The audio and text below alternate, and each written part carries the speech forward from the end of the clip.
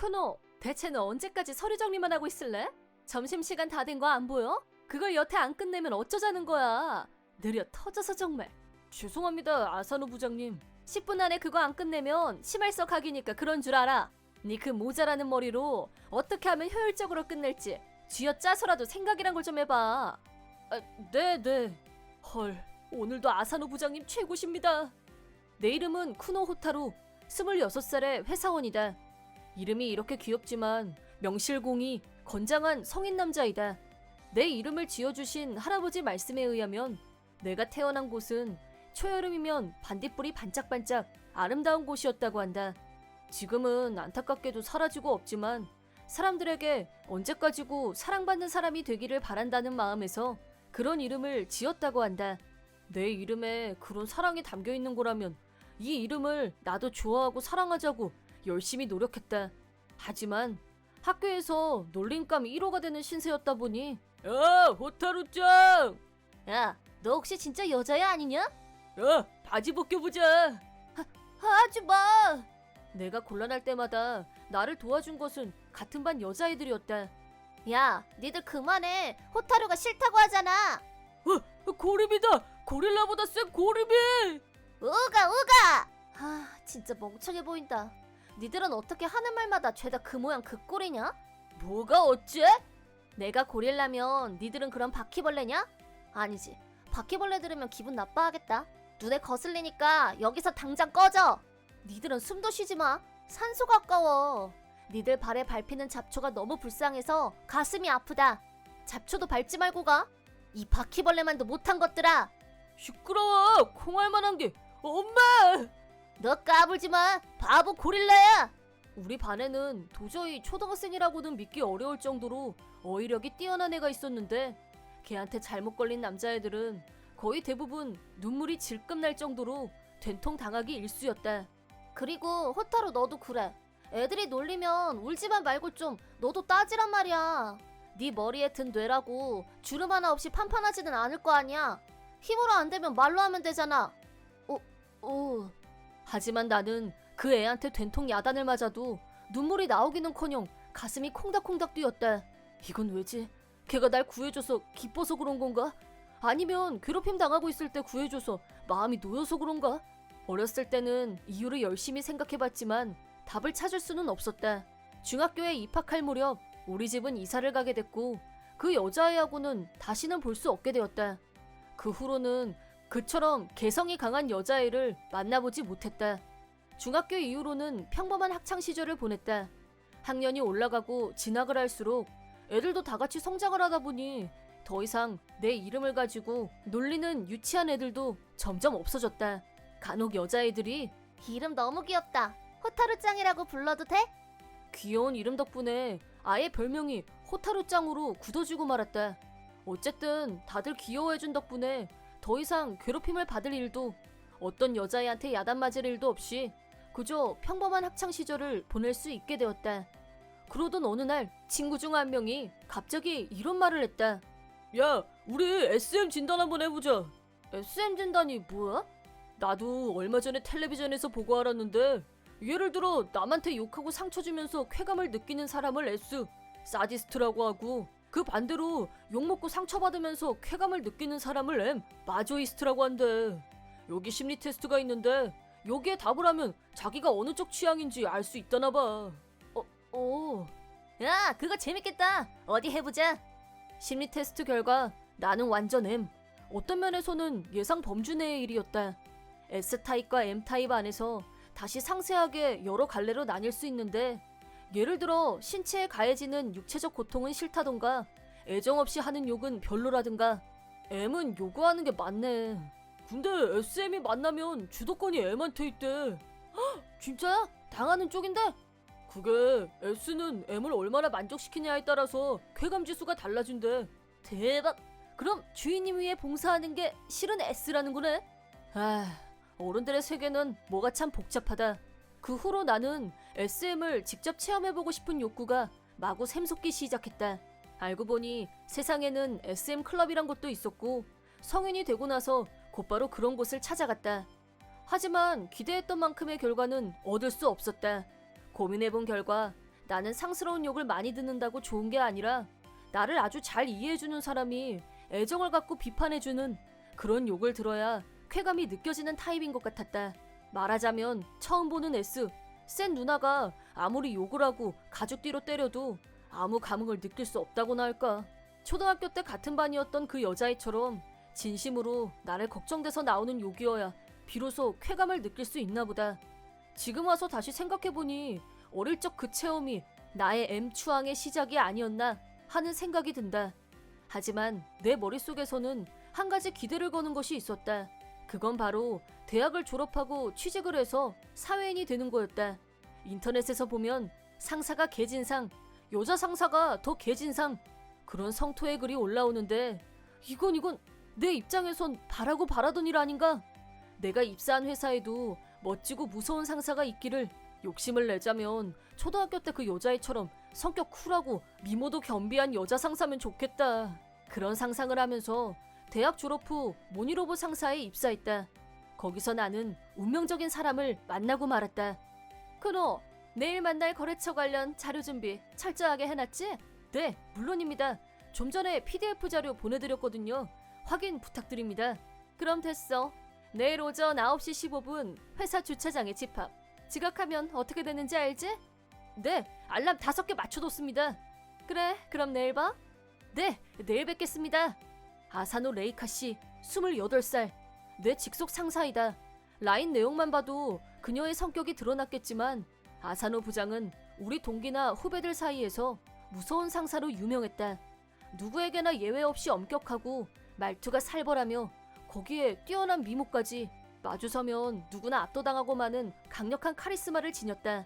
따라서 사원들은 아사노 부장님을 보면 도망치느라 바빴지만 나는 입사하고 처음 그녀를 본 순간부터 M의 본능이 살아 꿈틀거리는 걸 느꼈다. 아, 바로 이거야. 내가 찾던 바로 그 나의 이상형 S님이 아닐까 하고. 그리고 하느님은 나를 구원의 길로 인도하시려는 듯 아사노 부장의 직속 부하로 배치해 주셨다. 영원히 잊을 수 없는 아사노 부장님과의 첫 만남. 쿠노 호타루 남자였나? 이름만 보고 여자라고 생각했었는데. 그런 오해를 자주 받습니다. 예전부터 별명이 호타루짱이었어요. 놀림받고 뭐가 좋아서 헤헤거려? 이름은 부모님한테 처음으로 받은 선물이야. 소중히 다뤄. 네. 바로 이거야. 저 살벌한 말투 속에 감춰져 있는 따스함, 배려, 모성애. 그녀가 곁에 있다면 틀림없이 나의 M 본능은 충족될 게 분명해. 그 뒤로 나는 어떻게 해서라도 아사노 부장에게 가까이 다가갈 핑곗거리를 만들기 위해 일부러 아주 작은 실수를 범하는 방법을 생각해냈다. 쿠노, 오늘 방문 예정인 루키사의 방문객 수는 5명이 아니라 6명이야. 네? 죄송합니다. 제가 실수를... 이래서야 차 대접할 때부터 어긋날 거 아니야. 이런 사소한 실수가 언젠가 큰 실수로 이어진다는 점, 네 그 모자라는 머릿속에 잘 새겨두고 반성해. 네, 알겠습니다. 지금 바로 6분의 다과를 준비하겠습니다. 15분 이내로 해. 오늘 오실 분들은 화과자를 좋아하셔. 얼른 나가서 사가지고 와. 네, 알겠습니다. 뭐 대강 이런 느낌. 처음부터 6명이란 걸 알고 있었고 방문객들이 화과를 좋아한다는 정보도 이미 입수했기 때문에 적당히 외출하는 척하고 탕비실 냉장고에 미리 감춰뒀던 다과를 꺼내서 적당히 시간을 때운 후 아사노 부장에게 다시 갔다. 아니, 벌써 갔다 왔어? 보기보다는 동작이 빠르네. 달리기 잘해? 아니에요. 실수를 만회하기 위해서 최선의 방법을 취했을 뿐입니다. 딸기 못지하고 콩 못지라. 센스는 아주 나쁘지 않네. 그럼 가서 다른 일 봐. 어서. 네. 아, 이거 봐. 마지막에 꼭 칭찬을 해주잖아. 이런 자상함이라니. 소프트한 S라고 불러야 되나? 당근과 채찍의 황금 비율. 하나부터 10까지 몽땅 다 내 스타일이야. 사실 부장님이 화내는 걸 다 녹음해서 잠자기 전에 다시 듣고 싶은 마음이 굴뚝 같지만 최대한 상대에게 들키지 않고 법에 저촉되지 않으면서 혼자서 조용히 환희를 느끼는 윤리적이고 도덕적인 M타입을 목표로 정진 중이기 때문에 절대 그런 행위는 하지 않을 것이다. 솔직히 보이스 레코더를 살까 말까 머리에 쥐가 날 정도로 고민했었지만 나는 양심적인 사람이다.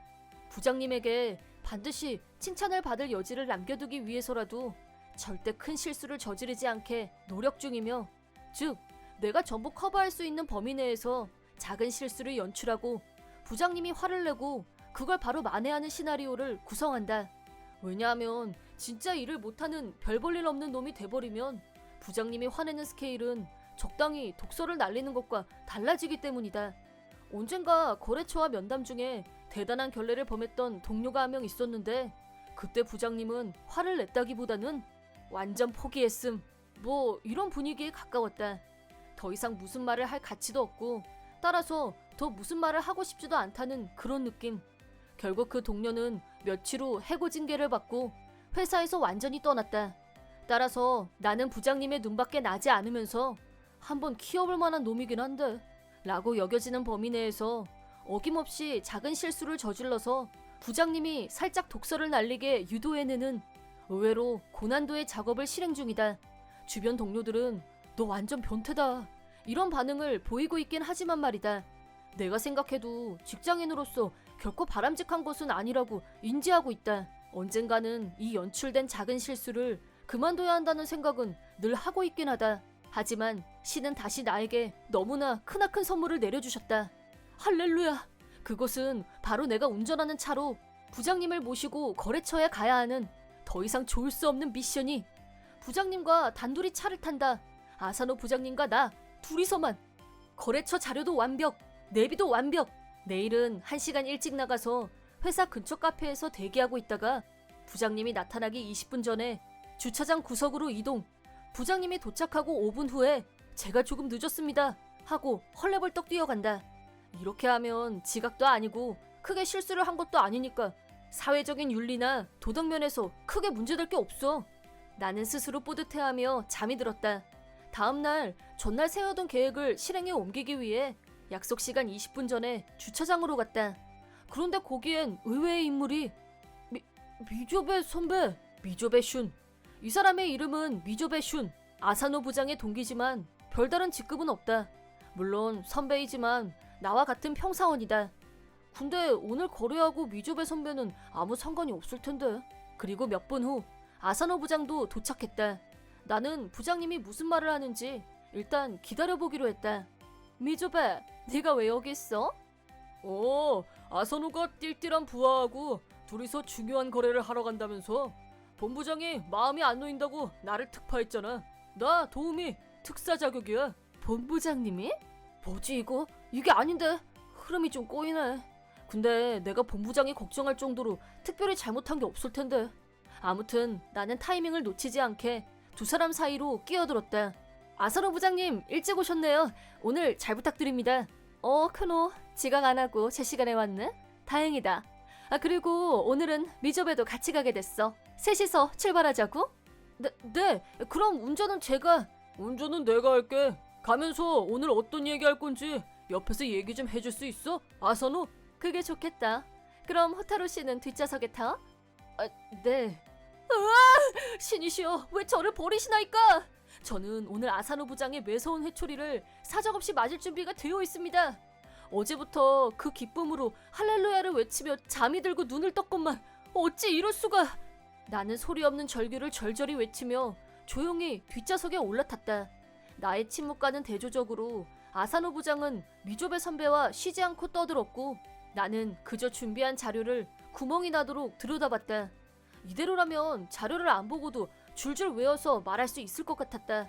그런 생각을 속으로 하며 한숨을 내쉬고 있는데 크노, 아까부터 머리 쳐박고 뭐 하는 거야? 정신 똑바로 안 차려?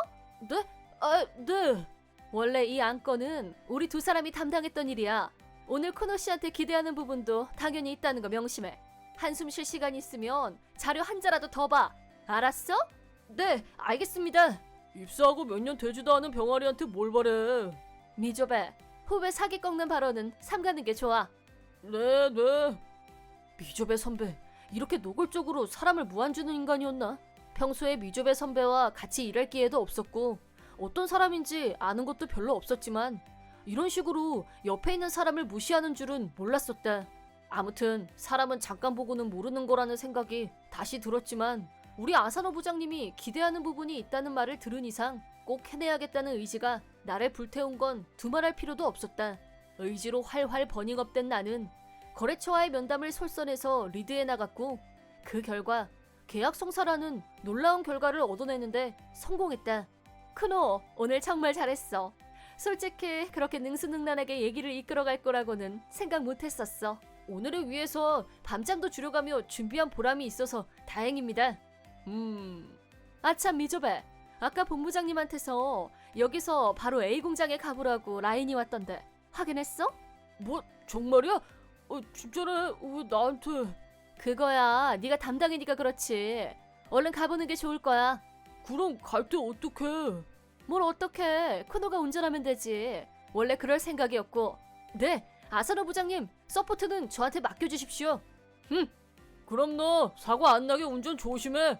그렇게 으름장을 한번 놓더니 미조배 선배는 택시를 타고 공장으로 향했다.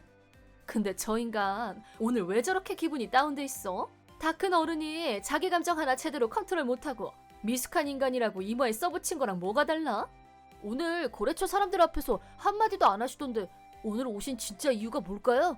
본부장 지시였다고 하니까 내가 다시 확인해볼게. 일단 회사로 돌아가자. 네, 부장님. 나는 아침에 포기했던 아사노 부장님과의 둘만의 드라이브를 다시 되찾았다는 기쁨에 들뜨기 시작했다. 나 어떡해. 아침에 집에서 나올 때처럼 마음의 준비를 할 시간이 미처 없었어. 긴장돼. 심장이 입으로 튀어나올 것만 같았다. 얼굴은 갑자기 왜 그렇게 빨개? 어디 아파? 그럼 운전은 내가 하고. 그건 안 됩니다. 부장님이 운전이라니 말도 안 됩니다. 운전은 저한테 맡겨주십시오. 뭐야, 여기가 군대라도 돼? 잔뜩 얼어서는. 그럼 부탁해. 그렇게 나는 아사노 부장과 단 둘이 있는 시간을 누렸다. 오늘 거래에서 잘했던 점, 부족했던 점을 자세하게 분석해 주셨다.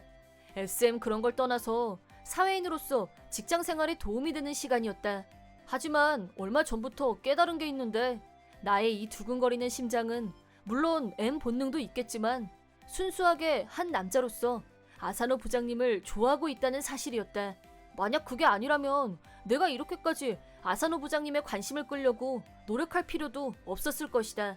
처음에 분명 내가 그리던 S타입의 여신을 만난 것에 흥분했었지만 나도 모르게 차츰차츰 둘이서 마주치는 시간이 늘어나면 늘어날수록 M 본능 이외에 다른 설렘과 기쁨을 느끼고 있다는 걸 내 둔한 머리로도 깨닫게 되었다. 그렇게 나는 인생 최고의 시간을 선물 받았다는 것에 감사하며 회사에 도착했고 자리에 앉자마자 방금 전에 있었던 거래 성사 내용을 보고서로 작성, 부장님께 제출하고 곧장 퇴근했다. 그런데 집으로 돌아가던 중에 회사에 노트북을 놓고 나온 게 생각났다. 집에도 물론 노트북이 있지만 다음에 진행할 프로젝트에 관한 내용을 집에 가서 한 번 더 보려고 했는데 회사 노트북에 저장해놓고 안 가져온 게 생각났다. 깜빡했네. 이게 만약 급한 자료였으면 부장님한테 나는 죽은 목숨이었어. 나는 서둘러서 회사로 돌아갔다.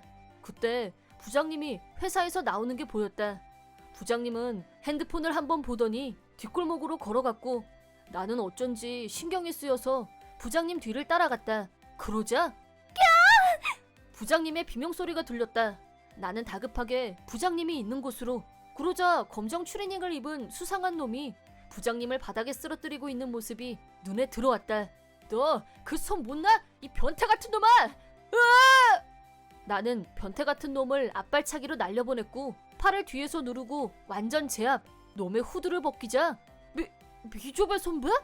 미조배? 변태놈의 정체는 다름 아닌 미조배 선배였다. 지금 이게 무슨 상황이죠? 전후 사정은 차차 듣고 우선 경찰부터 불러야지. 잠깐만! 이게 다 레이카 너 때문이야! 그게 무슨 소리야? 내가 매일매일 전화하는데 너 한 번도 안 받았잖아. 오늘도 회사 앞에서 너 나오기 계속 기다렸는데 넌 평소에 가지도 않는 뒷골목으로 들어섰어. 너 내가 기다리고 있는 거 알고 일부러 다른 길로 간 거지? 너 왜 나를 피하는 거야? 우린 서로 사랑하는 사이잖아. 정말요? 미조배 선배의 충격적인 고백을 듣고 나는 비명에 가까울 정도로 큰 소리를 질렀다. 아사노 부장은 무슨 헛소리야? 라며 즉각 반격을. 너였어? 매일매일 발신자 이름 없는 착신. 받아도 아무 말도 안 하고 요즘 내 미행도 했지? 내가 버린 쓰레기 봉투 뒤지는 정신 나간 놈이 너였구나. 내가 안 그래도 경찰에 신고를 할까 하던 참이었어. 네? 그거 그야말로 스토커가 하는 짓이잖아요. 스토커라니. 연인한테 관심이 가는 건 당연한 거 아니야? 그래, 내가 잠시 미쳐서 너랑 3개월이나 사귀었었지. 근데 그게 벌써 언제적 일이니? 너랑 정리된 지 몇 년이나 지났고 아무 감정도 안 남아있어. 거짓말이지? 이유가 뭐야? 이놈 때문이야? 이 모자란 놈 때문이냐고? 혹시 저를 신경 쓰시는 거였어요? 닥쳐! 레이카가 너한테 신경 좀 써준다고 설치고 다니지 말란 말이야. 일도 제대로 못하는 주제에 핑계거리 찾아서 툭하면 레이카한테 말걸궁리하는 거 누가 모를 줄 알아? 혹시 오늘 거래처에 따라온 것도... 니들 둘이 가게 그냥 놔둘 줄 알았어? 역시 그랬어. 본부장님한테 확인했더니 미조배한테 같이 가라고 한 적 없다고 그러시더라. 와, 몸부림을 치셨네요. 닥쳐! 레이카는 아무한테도 못 내줘. 내 거야, 내 거! 내게 안 된다면 차라리 뭐야? 그 뒷말은 제가 듣고 있을 수 없을 것 같은데요? 나는 미조배의 팔을 확실하게 꺾어줬다. 아파! 제가 둔해 보여도 호신술을 완벽하게 습득한 사람이거든요. 몸부림치지 말고 얌전히 있는 게 좋을 겁니다. 이런 우라지! 개짜증! 너만 아니었어도 너만 방해 안 했으면! 잠시 후 부장님의 신고를 받은 경찰이 도착했고 뮤조배는 경찰에 연행돼 갔다. 수도 없이 많은 스토커 행위는 1년 정도 전부터 발생했다고 한다. 악질적 행위는 초범임에도 불구하고 실형 1년을 선고받았다. 물론 회사에서도 해고됐다. 하지만 아사노 부장님은 만일을 대비해 이사를 가기로 했고 무슨 이유인지 친히 나한테 이사를 도와달라고 부탁했다. 오늘 와줘서 고마워. 사실은 일 시키려고 부른 게 아니라 그날 일 고맙다고 제대로 인사하려고. 아니에요. 저한테는 부장님 이사 돕는 것도 완전 영광입니다. 이게 뭐가 영광이라는 거야? 실은 저는 아사노 부장님한테 혼나고 야단 맞는 걸 엄청 좋아하거든요. M타입인 것 같아요. 근데 저는 그냥 혼만 나면 무조건 좋아하는 게 아니라고, 부장님처럼 애정을 바탕으로 저한테 이런저런 잔소리를 하는 사람한테서 엄하게 꾸중을 들으면 엔드로핀이 마구 솟아난다고나 할까. 나는 지난번 스토커 사건을 보면서 느낀 바가 있었고 부장님께 모든 것을 털어놓은 후 앞으로는 일부러 연출하는 행위를 멈춰야겠다고 생각했다. 아무리 상대한테 들키지 않도록 조심한다고 해도 내 행위가 상대에게 부담을 주는 결과를 초래할 수도 있다는 것을 깨닫게 됐기 때문이다. 저도 근본적으로는 미조배 선배와 별 다를 게 없는 변태예요. 오늘은 이 얘기를 꼭 하고 싶었습니다. 그럼 너 역시 그동안 일부러 자잘한 실수했던 거지? 네? 좀 이상했었어. 다른 일은 안 그런데 내가 시킨 일만 사소한 실수를 거듭하니까. 근데 또 결과적으로는 일을 제대로 끝낸단 말이지. 참 이상하게. 정말 죄송합니다. 아무튼 이유를 알게 돼서 후련하다. 다시 말해서 너는 실수를 안 해도 혼만 나면 만족한단 거잖아.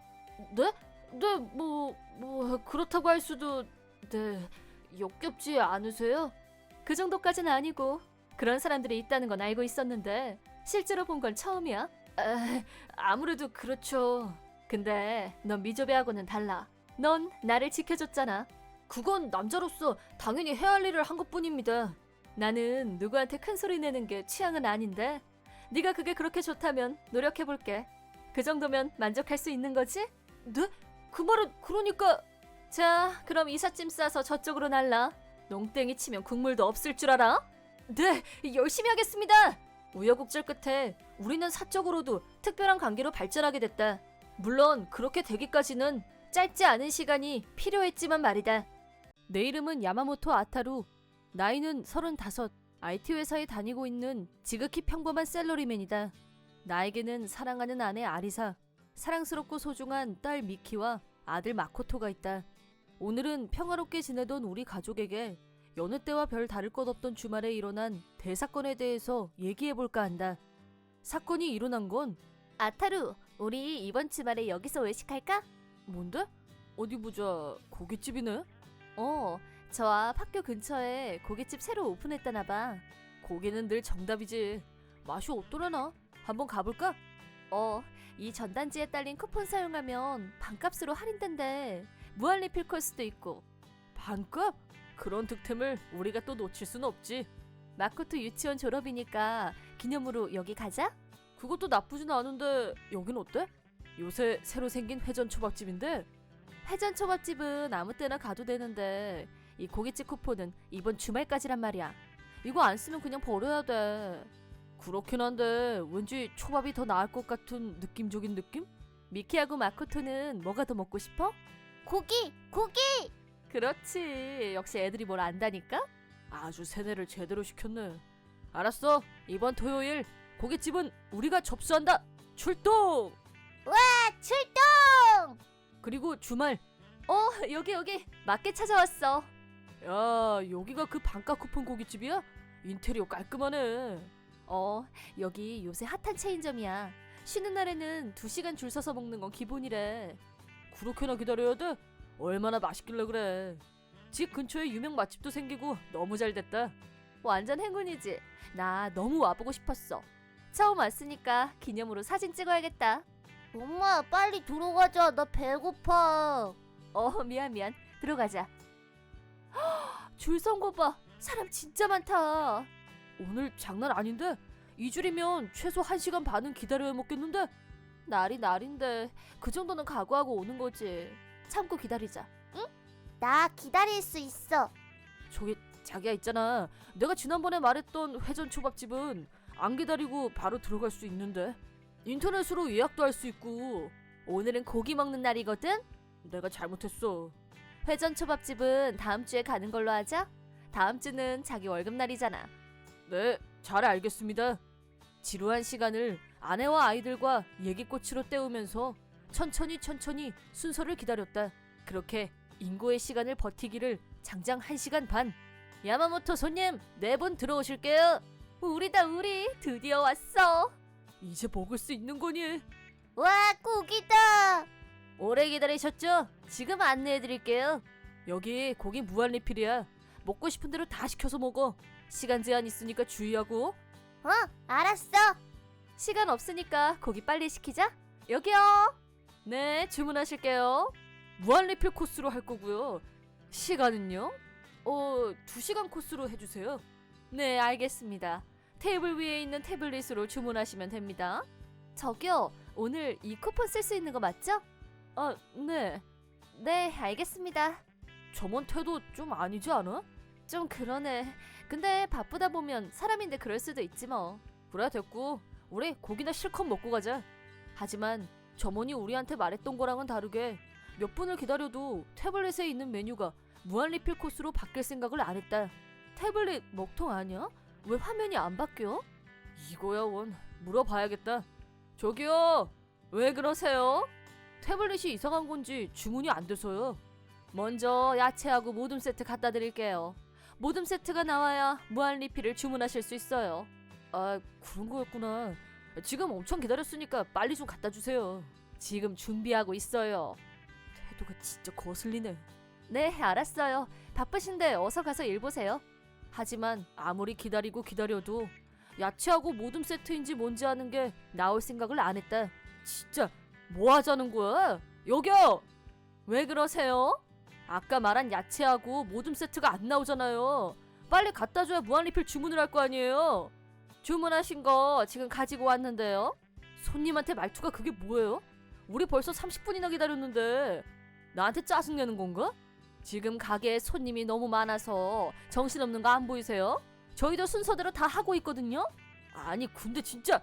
자기야 그만해. 이제 주문할 수 있잖아. 됐어, 진정해. 주문하자. 그래. 더 필요한 거 없으시죠? 그럼 맛있게 드세요. 저 싹수 어디서 저런 걸 데려왔어? 당장 잘라야 되는 거 아니야? 나 이 가게 맘에 안 들어. 공복이라 당 떨어진 데다가 알바생한테 완전 요리받아서 고기고 뭐고 당장 나가고 싶은 걸 아내랑 애들 생각해서 이렇게 고기 먹고 싶어 하는데 이거라도 먹고 나가자 하고 참을 인자를 써가면서 기다려보기로 했다. 줄 서서 1시간 반. 자리에 앉아서 1시간이 지나서야 우리는 고기를 입에 넣고 씹을 수 있었는데 애고 어른이고 기다리는 동안 배를 너무 골아서 순식간에 고기가 없어졌다. 우리 추가 주문해야지. 니들 무슨 고기 먹고 싶어? 나 갈비랑 안심, 냉면도 먹고 싶어. 난 파르페 먹고 싶어. 파르페? 마코토 고기 더 안 먹을 거야?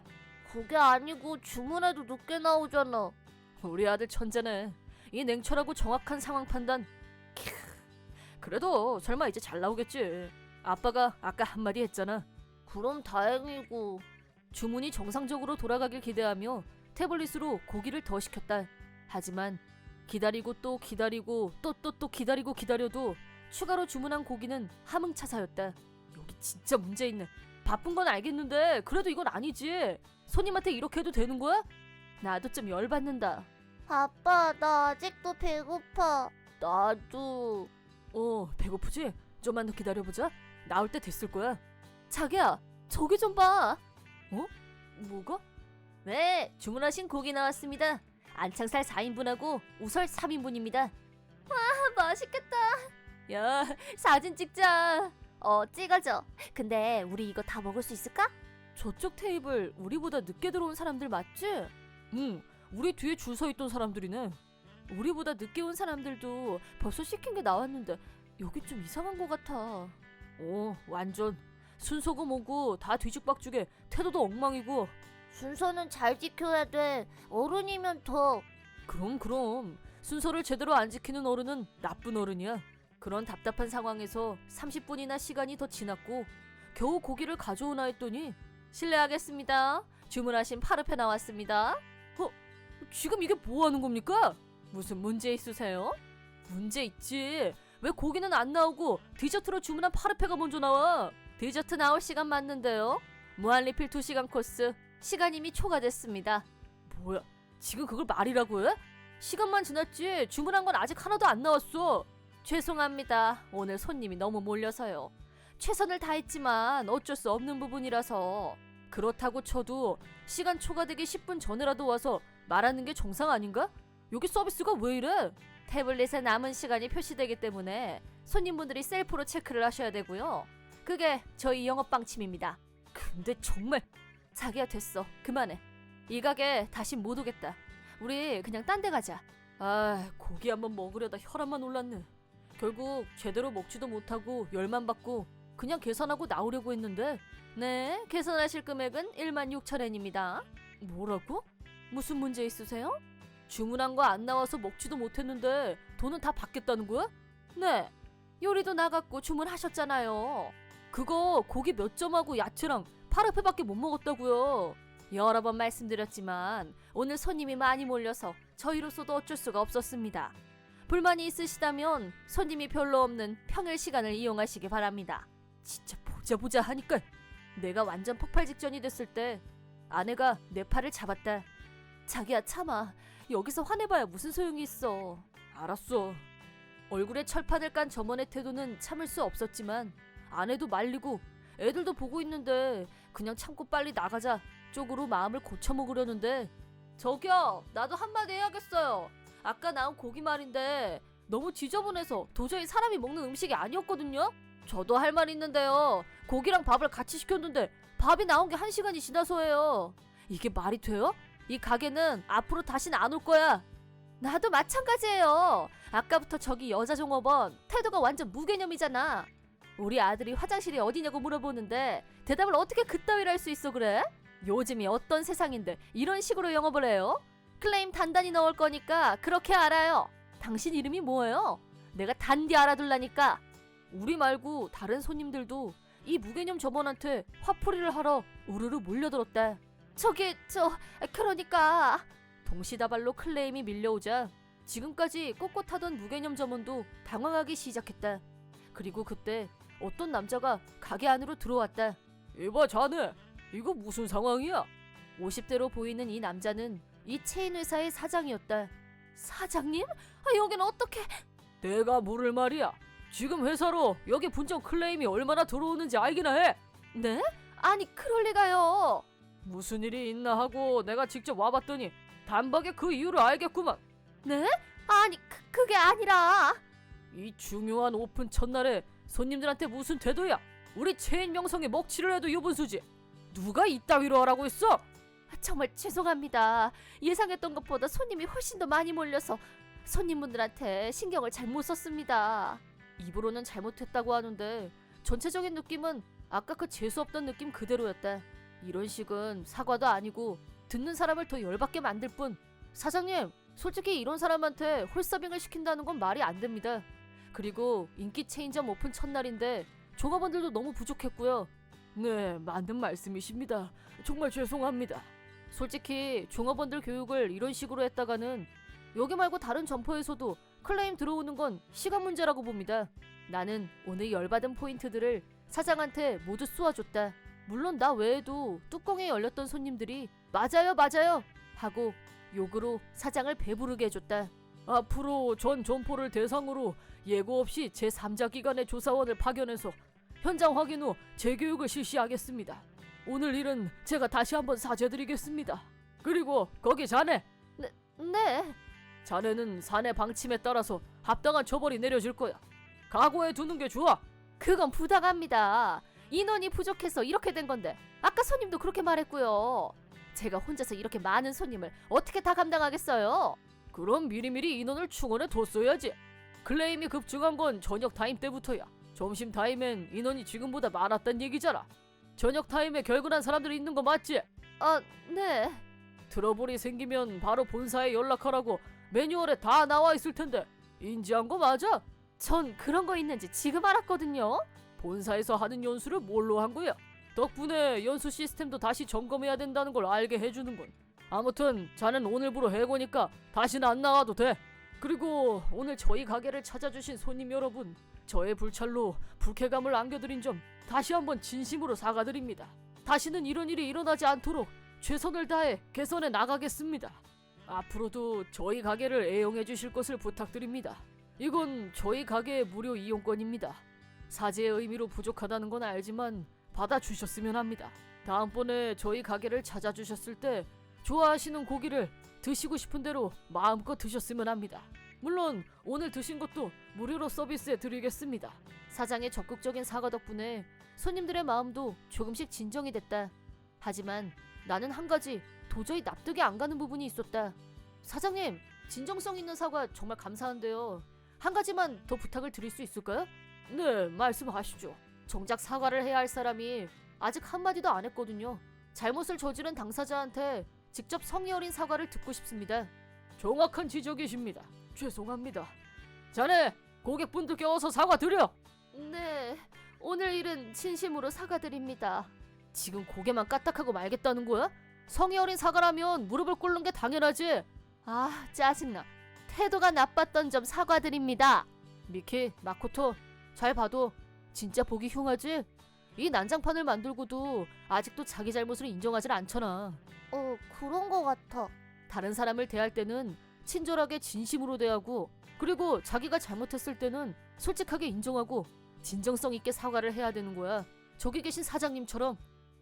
아빠 말이 맞아. 저기 저 점원 같은 어른은 절대 되지 않겠다고 아빠하고 약속할 수 있지? 네, 약속할 수 있어요. 내가 마지막으로 한 말은 상당히 임팩트가 있었는지 무개념 점원은 계속 엎드린 채로 몸을 부들부들 떨었다. 염칠한 게 있으면 쪽팔려서 얼굴을 못 들겠지. 저대로 절대 고개 들고 다닐 일이 없었으면 싶었다. 그럼 저희는 이만 가보겠습니다. 네, 정말 죄송합니다. 그리하여 평범했던 주말을 난타한 고깃집의 나는 막을 내렸다. 나중에 들은 말로는 그때 그 무개념 점원은 당연히 해고가 됐다고 한다. 더구나 알바생이 아니라 점장이었다는 말을 듣고 경악을 금치 못했다. 그런 마인드의 인간이 점장을 하다니 세상에 어떻게 되려고 이러는지. 손님한테 그런 식이니 알바생들한테 갑질은 오죽했을까. 일일이 셀 수도 없이 많은 취업 관련 규칙 위반도 발각됐다고 한다. 그 결과가 저녁 타임에 알바생이 몇 명이나 빠져나갔던 거였고, 그딴 점장 밑에서 요즘 누가 이래? 라면서 SNS에 알바생들의 폭로가 넘쳐났고, 그 덕에 본사에서 문제의 본질을 바로 파악할 수 있었다. SNS에 달군 이슈는 그 정도로 끝나지 않았다. 무개념 점원을 향한 성토가 끝도 없이 올라오는 바람에 본사에서는 대응을 하느라 애꿎은 사람들이 애를 먹었다. 무개념 점원은 알바자리라도 재취업을 하려고 하겠지만 이 난리 속에서 과연 SNS에서 본 바로는 본사에서 그 점원을 상대로 손해배상을 청구할 예정이라고 한다. 솔직히 그 고깃집에 가본 적이 없는 사람이 이 이슈를 접했다면 웬만해서는 먹으러 가고 싶다는 생각이 안 들 것도 같다. 당연히 회사 입장에서 보자면 엄청난 손해인 거다. SNS에서 화제가 된 케이스를 어떤 변호사가 분석한 기사를 읽었는데, 이런 경우에 손해배상액은 몇 천만 원까지 갈 수 있다고 했다. 게다가 파산 신청을 해도 대상회 적용을 받는다는 부연 설명까지 있었다. 말하자면 손해배상에서 절대 벗어날 수 없다는 말이었다. 재취업은커녕 그대로 지옥행 예약이란 얘기.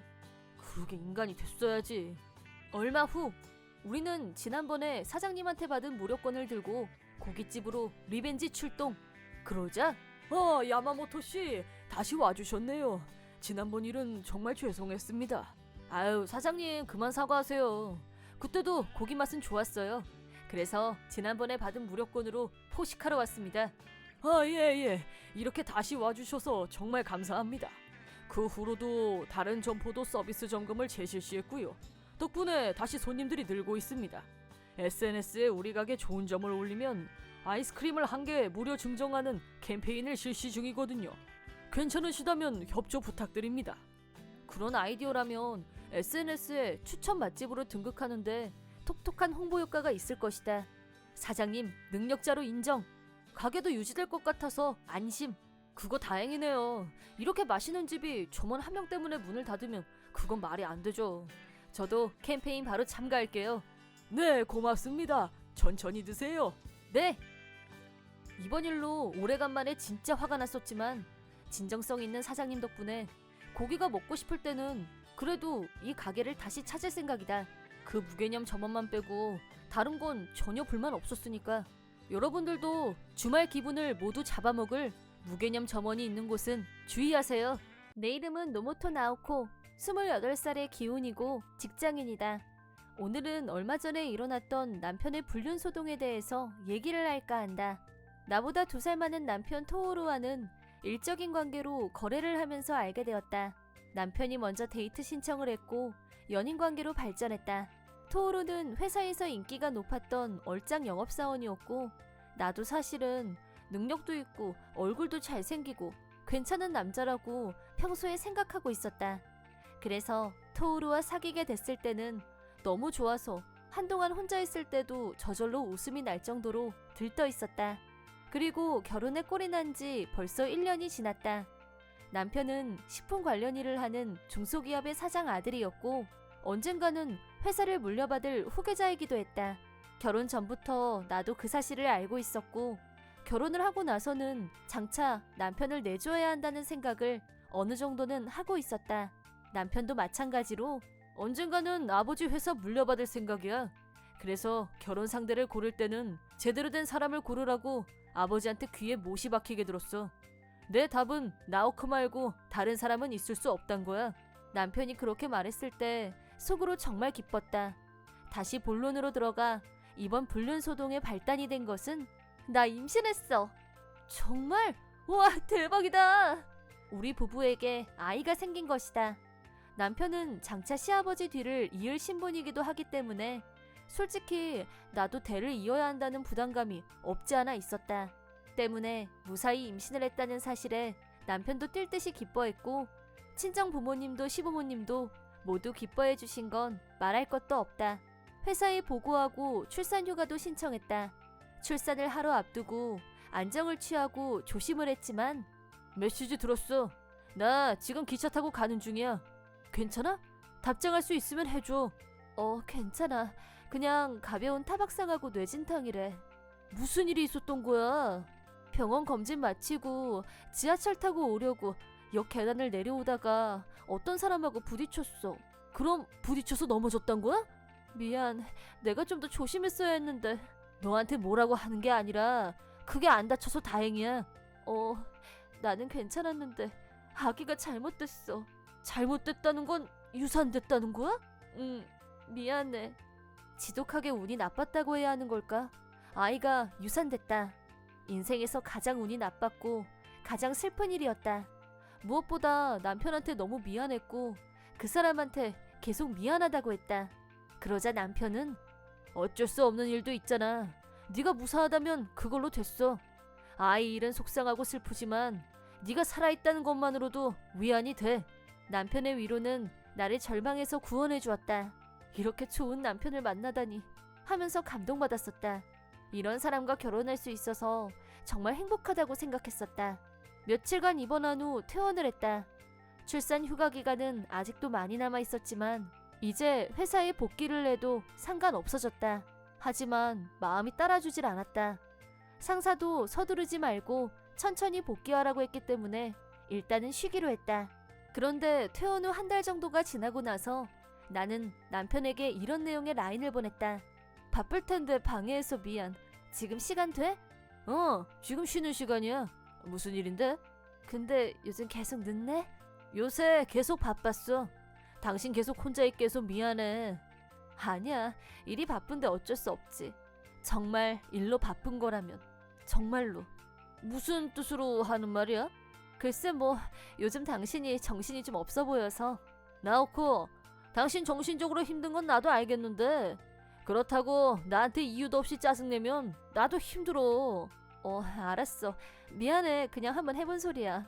그래, 알았으니까 앞으로 그러지 말자. 제발이다. 히스테리야 뭐야?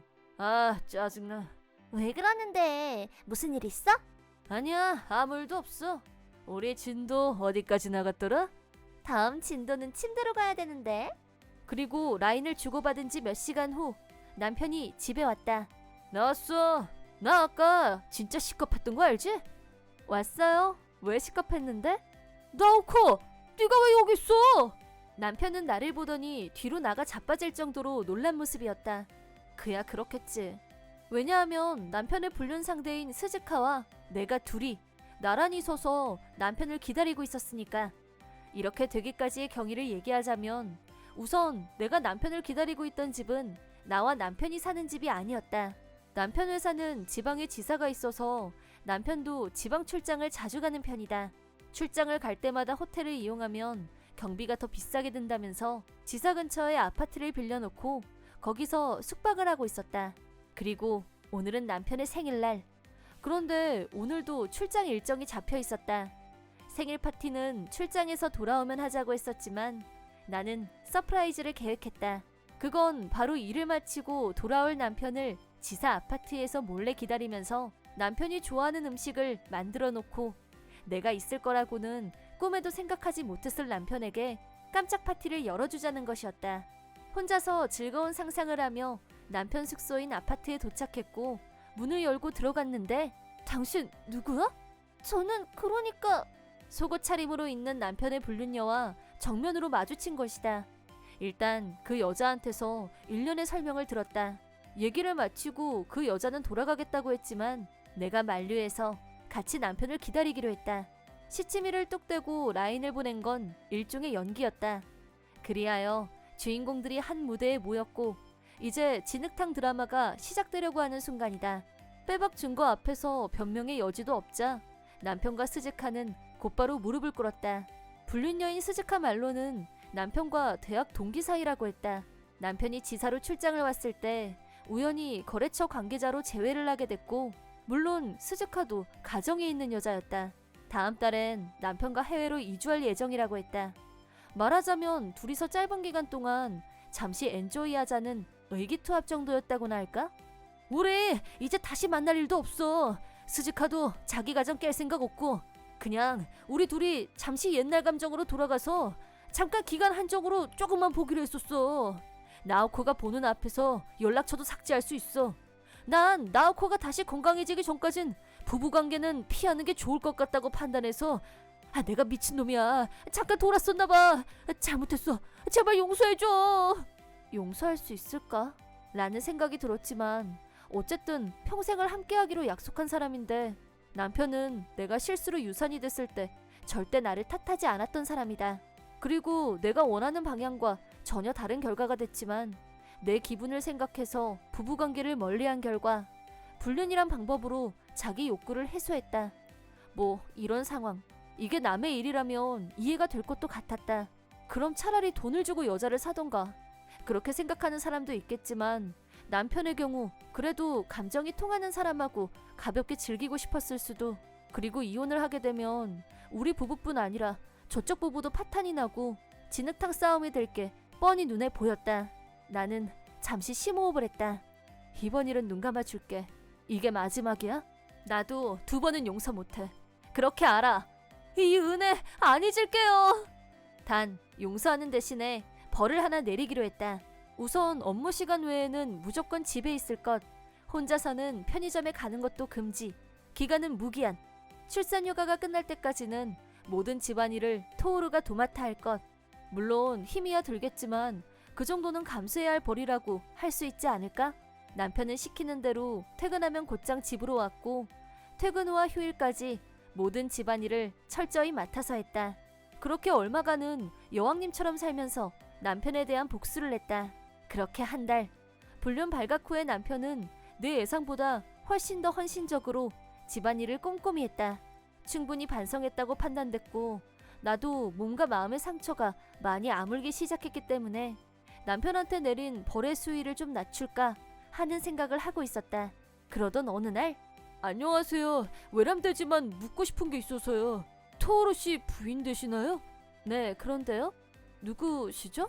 토오루 씨를 진심으로 사랑하고 또 토오루 씨의 사랑을 듬뿍 받고 있는 사람이에요. 네? 신종 보이스피싱인가? 제가 어떤 마음으로 연락을 했는지 모르시겠죠?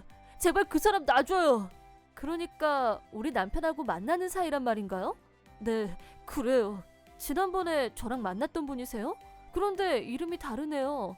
그리고 그때 분명히 해외로 이주한다고 하셨잖아요. 무슨 말씀을 하시는 거예요? 저는 부인을 직접 만난 적도 없고 해외라뇨? 전 그런 말 한 적 없어요. 그럼 제 연락처는 어떻게 하셨어요? 토오루 씨 핸드폰에서 봤어요. 전에 만났던 불륜녀하고 이름도 다르고 이건 또 대체 뭐야? 머리가 복잡해지려는데 갑자기 초인종이 울렸다. 문을 열고 나가보니 화려한 차림의 젊은 여자가 문 밖에 서 있었다. 안녕하세요. 전 아즈사라고 해요. 최면에 실례인 건 알지만 제가 토오루 씨 아이를 임신했거든요. 그러니까 좀 빠져주시겠어요? 오늘부터 이 집에서 내가 아내 노릇을 해야 할 것 같아서요. 이건 또 몽미? 너무 충격적인 첫인사에 머리가 멍해진 나는 하지만 굴러들어온 돌한테 내 집에서 기죽을 수는 없는 법. 더구나 자그마치 두 번째 경험인데 경험은 인간을 성장시킨다더니 나는 아주 이성적으로 대응했다. 무슨 사정인지 좀 자세히 듣고 싶은데 일단 안으로 들어오시죠. 일단은 이 여자를 안으로 들어오게 해서 전후 사정을 들어보기로 했다. 아즈사라는 젊은 여자를 거실로 안내해서 자리에 앉게 한 후 얘기를 시작하려고 하는데 나왔어. 당신이 좋아하는 케이크 사왔.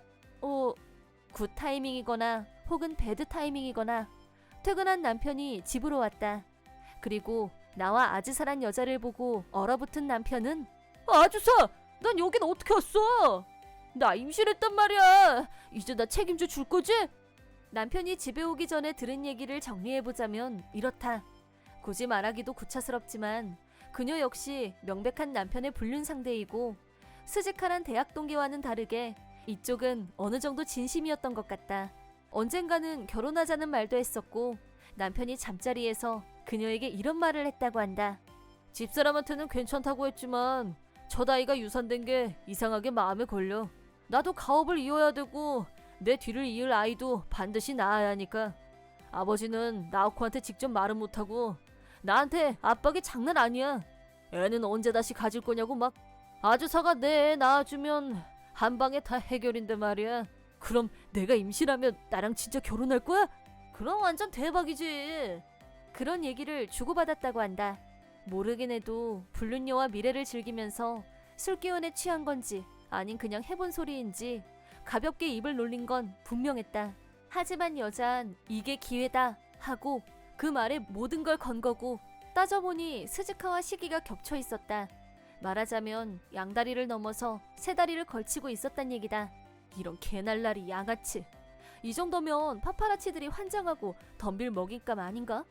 하고 싶은 말을 다 하자면 3박 4일을 꼬박 세워야겠지만 다 떠나서 내가 2번은 용서 안 한다고 했지? 거두절미하고 한마디 던지자 남편은 당황해서 어쩔 줄 몰라 했다. 잠깐만! 그런 거 아니야! 아즈사는 스즈카랑 같은 시기에 만났었고 스즈카하고 정리할 때 아즈사한테도 결별하자고 다 끝냈단 말이야. 그거야 앞뒤 퍼즐을 맞춰보면 거짓말이 아니란 건 알지만 그래 그럴 수도 있지. 설마 내 입에서 그런 말이 나올 걸 기대하는 건가? 그래서 그게 뭐? 같은 시기니까 이 여자가 2번째가 아니란 말이야 뭐야? 그런 계산법이 어딨어. 사람 수도 못 세니? 그렇게 말하지 말고. 아즈사도 마찬가지로 그냥 엔조이한 사이야. 나 요즘 정말 한 번도 안 만났어. 회사하고 집만 왔다 갔다 한 거 자기가 제일 잘 알잖아. 나 좀 이해해주면 안 돼? 제발. 하긴 토오루는 나하고 했던 약속을 아주 잘 지켰다.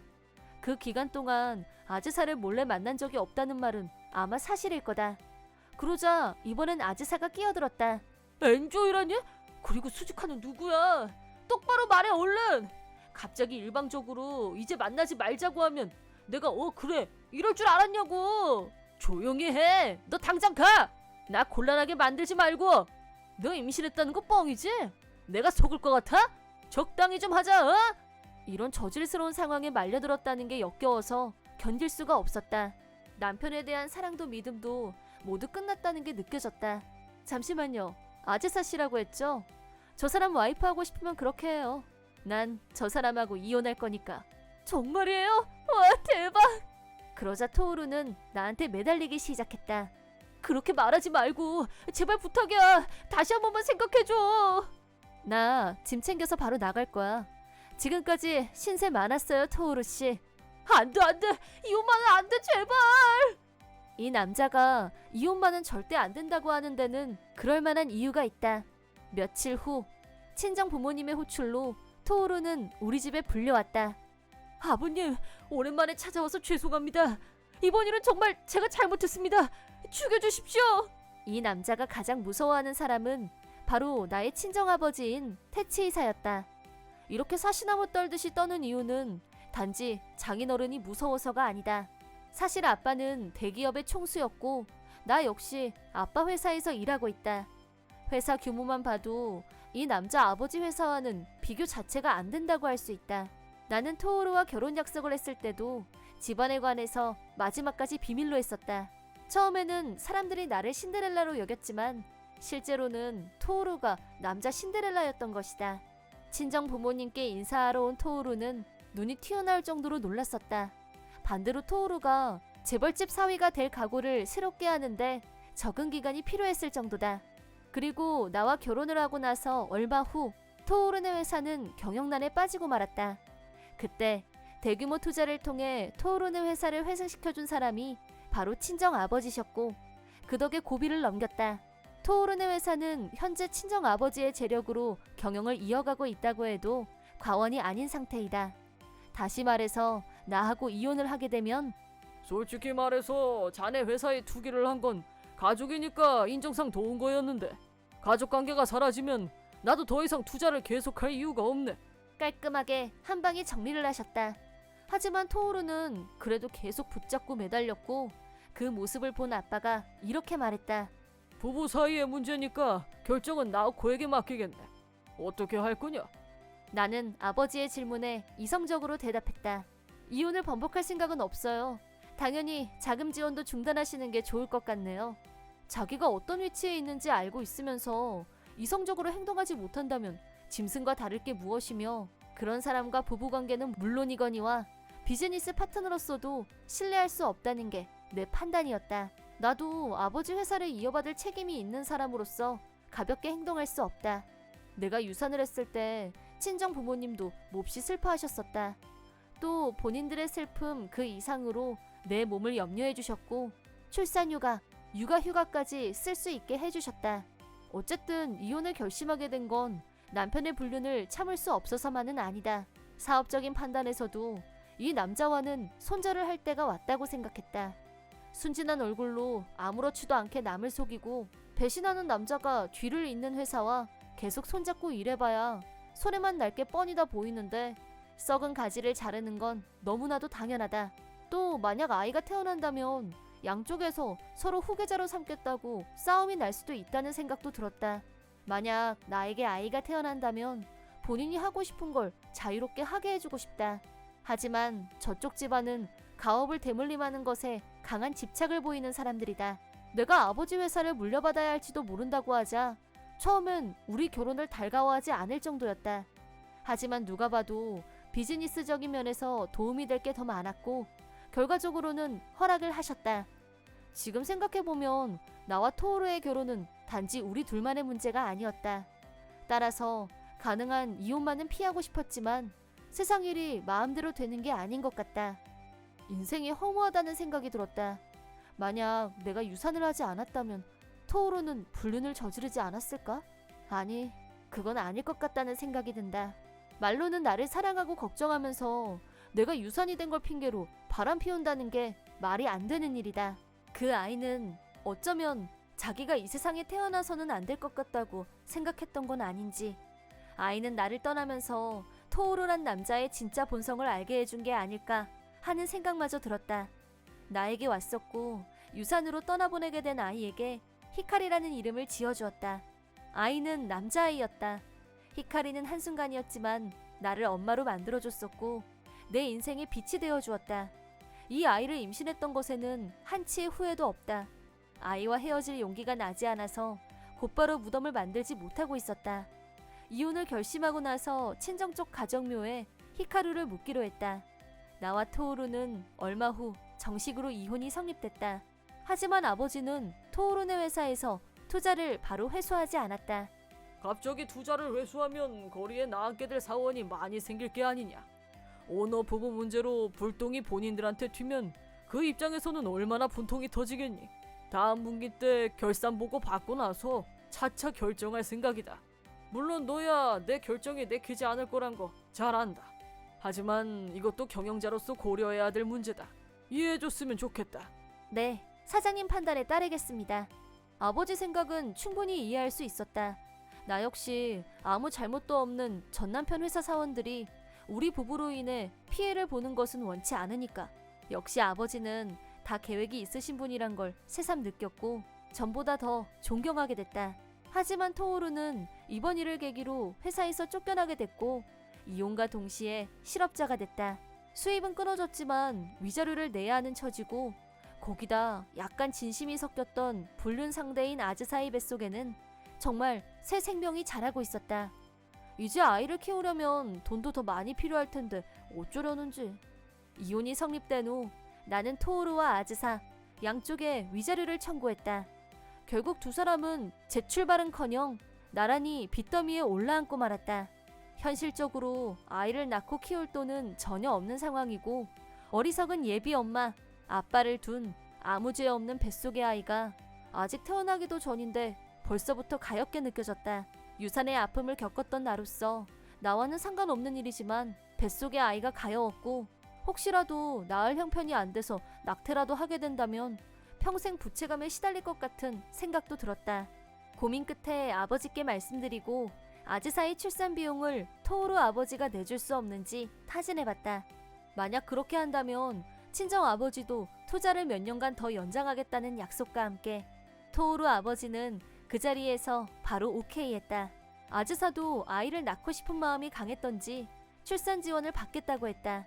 하지만 토오루와 아즈사가 현재 아이를 키울 능력이 없다 보니 아이를 출산하면 양자로 보내겠다고 서류까지 작성했다고 한다. 토오루 아버지 입장에서야 당연히 토오루 핏줄인 아이를 다른 곳으로 보내고 싶지 않았겠지만 그 아이의 존재가 투자를 받는 회사와 껄끄러운 관계를 만들 가능성이 있다는 점에서 화근이 된 불씨를 쥐고 있을 수는 없다는 계산이 더 앞섰던 모양이다. 토오루 아버지는 토오루와 아즈사에게 생활비를 지원하는 것을 조건으로 아이가 태어나면 양자로 보내겠다는 약속을 받아냈다. 아즈사는 무사히 출산을 했다. 건강하고 예쁜 여자아이였다. 이름은 카에데라는 이름으로 불임으로 고민하던 부부에게 입양되어 사랑받으며 잘 자라고 있다고 한다. 한편 토오루와 아즈사는 예상대로 파경을 맞았다. 아버지 회사에서 쫓겨난 후로 새로 직장을 찾지 못하고 실직자 생활을 하던 토오루는 결국 우리 아버지가 아는 사람 공장에 취직 자리를 마련해줬고 마지못해 거기 들어가서 이 눈치 저 눈치 보면서 위자료를 지불하기 위해서 힘들게 일하고 있다. 아즈사는 술집에 나가고 있고 거기서 번 돈으로 위자료를 갚고 있다. 내가 그래도 베푼 아량이 얼만데 자기들 몸이야 좀 힘들겠지만 감사를 들어도 모자랄 판이다. 하지만 두 사람이 그래도 꾸준히 일을 하고 있다는 말을 들었을 때는 솔직히 좀 놀랍기는 했다. 그런데 아버지 측근에 무섭게 생긴 사람이 두 사람을 레이더망에 놓고 감시하고 있기 때문에 도저히 도망칠 수 없는 환경이란 말을 듣고 헛웃음만 나왔다. 이런 일을 겪으면서 당분간 남자는 쳐다도 보기 싫었었는데 사람 일은 모르는 거라 회사에 복귀한 후 내 옆에서 열심히 서포트해주는 부하이자 연하남인 타지마에게 좋은 감정이 싹트고 있다. 타지마는 다음 인사개편 때 아버지의 비서직으로 발령이 난 상태이다. 아버지 눈에 들었다면 인성은 틀림없을 거고 나도 다시 누군가를 믿을 수 있다면 행복해질 수도 있지 않을까 하는 기대를 가져보기로 했다. 다음에 용기를 내서 같이 밥 먹으러 가자고 말해볼 생각이다. 내 이름은 아키모토 아야나, 17살의 고등학생이다. 오늘 이야기는 나와 남동생의 파란만장했던 인생사에 관한 것이다. 이야기의 시작은 초등학교 1학년 때로 거슬러 올라간다. 그때 나는 2살 아래인 남동생 K와 아빠 도시이로 그렇게 셋이서 살고 있었다. 우리 남매한테는 엄마가 없었다. 엄마는 내가 5살, 동생이 3살 때 집을 나갔다고 한다. 우리는 엄마의 얼굴도 제대로 기억 못했다. 하지만 5살, 3살 난 어린 자식을 버리고 집을 나갈 만큼 아빠한테서 벗어나고 싶었던 마음은 이해할 수 있을 것 같다.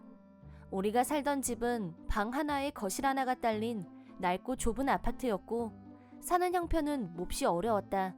엄마가 집을 나간 이유는 가난 때문에? 아니, 가난이 이유의 전부는 아닐 것이다. 우리 집이 가난할 수밖에 없었고 엄마가 자식을 버리고 집을 나가버린 이유는 에이 젠장 또 오졌네. 이번에 찍은 말은 대박 날 줄 알았는데. 모든 일의 원인은 무능한 아빠한테 있었다고 본다. 아빠가 하는 일이 무언지도 잘 몰랐지만 다른 사람들처럼 제대로 된 월급을 받거나 하지는 않았을 것이다. 얼마 안 되는 돈도 경마에 쏟아붓고 어쩌다 돈을 따더라도 술값으로 다 날리고 지면 졌다고 마시고 이래저래 술과 도박에 빠져 살았다. 아직 어린 우리 둘만 남겨두고 말없이 며칠씩 집을 비우는 일도 허다했다. 집에서도 집안일을 하지 않았기 때문에 빨래며 쓰레기가 늘 산란해 있었다. 나와 동생의 끼니는 아빠가 가끔 편의점에서 사다 준 빵이나 컵라면으로 때웠다. 또 학교에서 선생님이 몰래 따로 챙겨주시던 급식하고 남은 음식들을 받아와서 동생과 나눠 먹었다. 동생은 어린이집이나 유치원도 가지 않았다. 그렇게 남들이 다 하는 것도 제대로 챙겨줄 생각이 없는 아빠였다.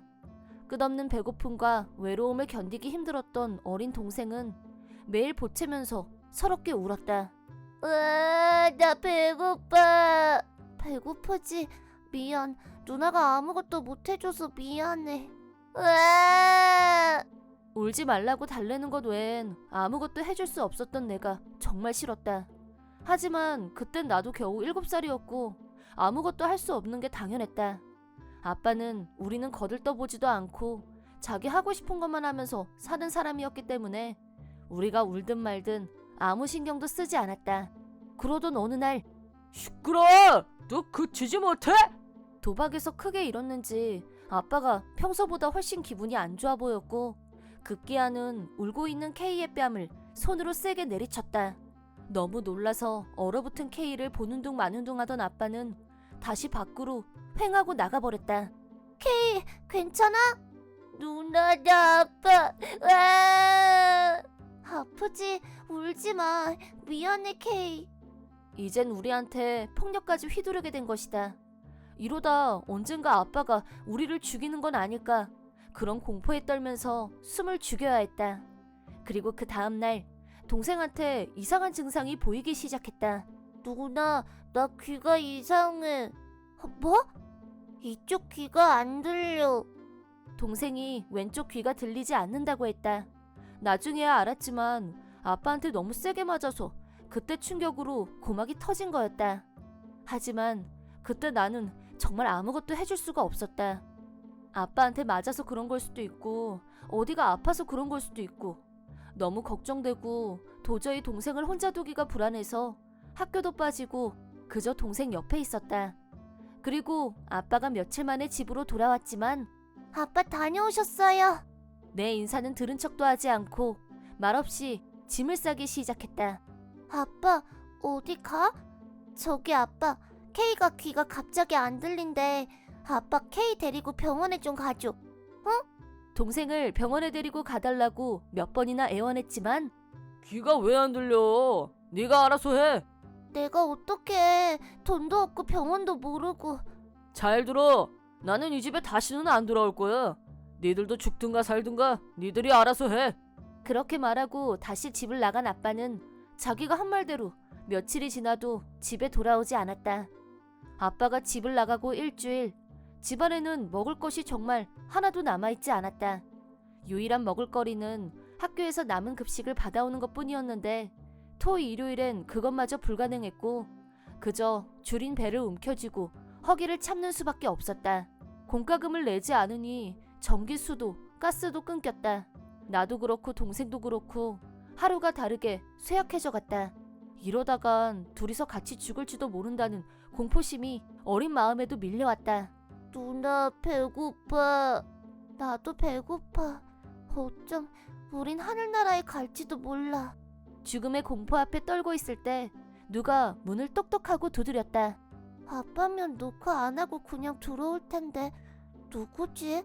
현관까지 걸어갈 힘도 없었지만 간신히 걸어가서 현관문을 열었다. 그러자 문 앞에는 처음 보는 여자가 서 있었다. 아야나, 많이 컸구나. 아줌마 누구예요? 나는 네 고모야. 선우코 고모. 네가 아주 어렸을 때 만난 적이 있는데 넌 기억 안 나지?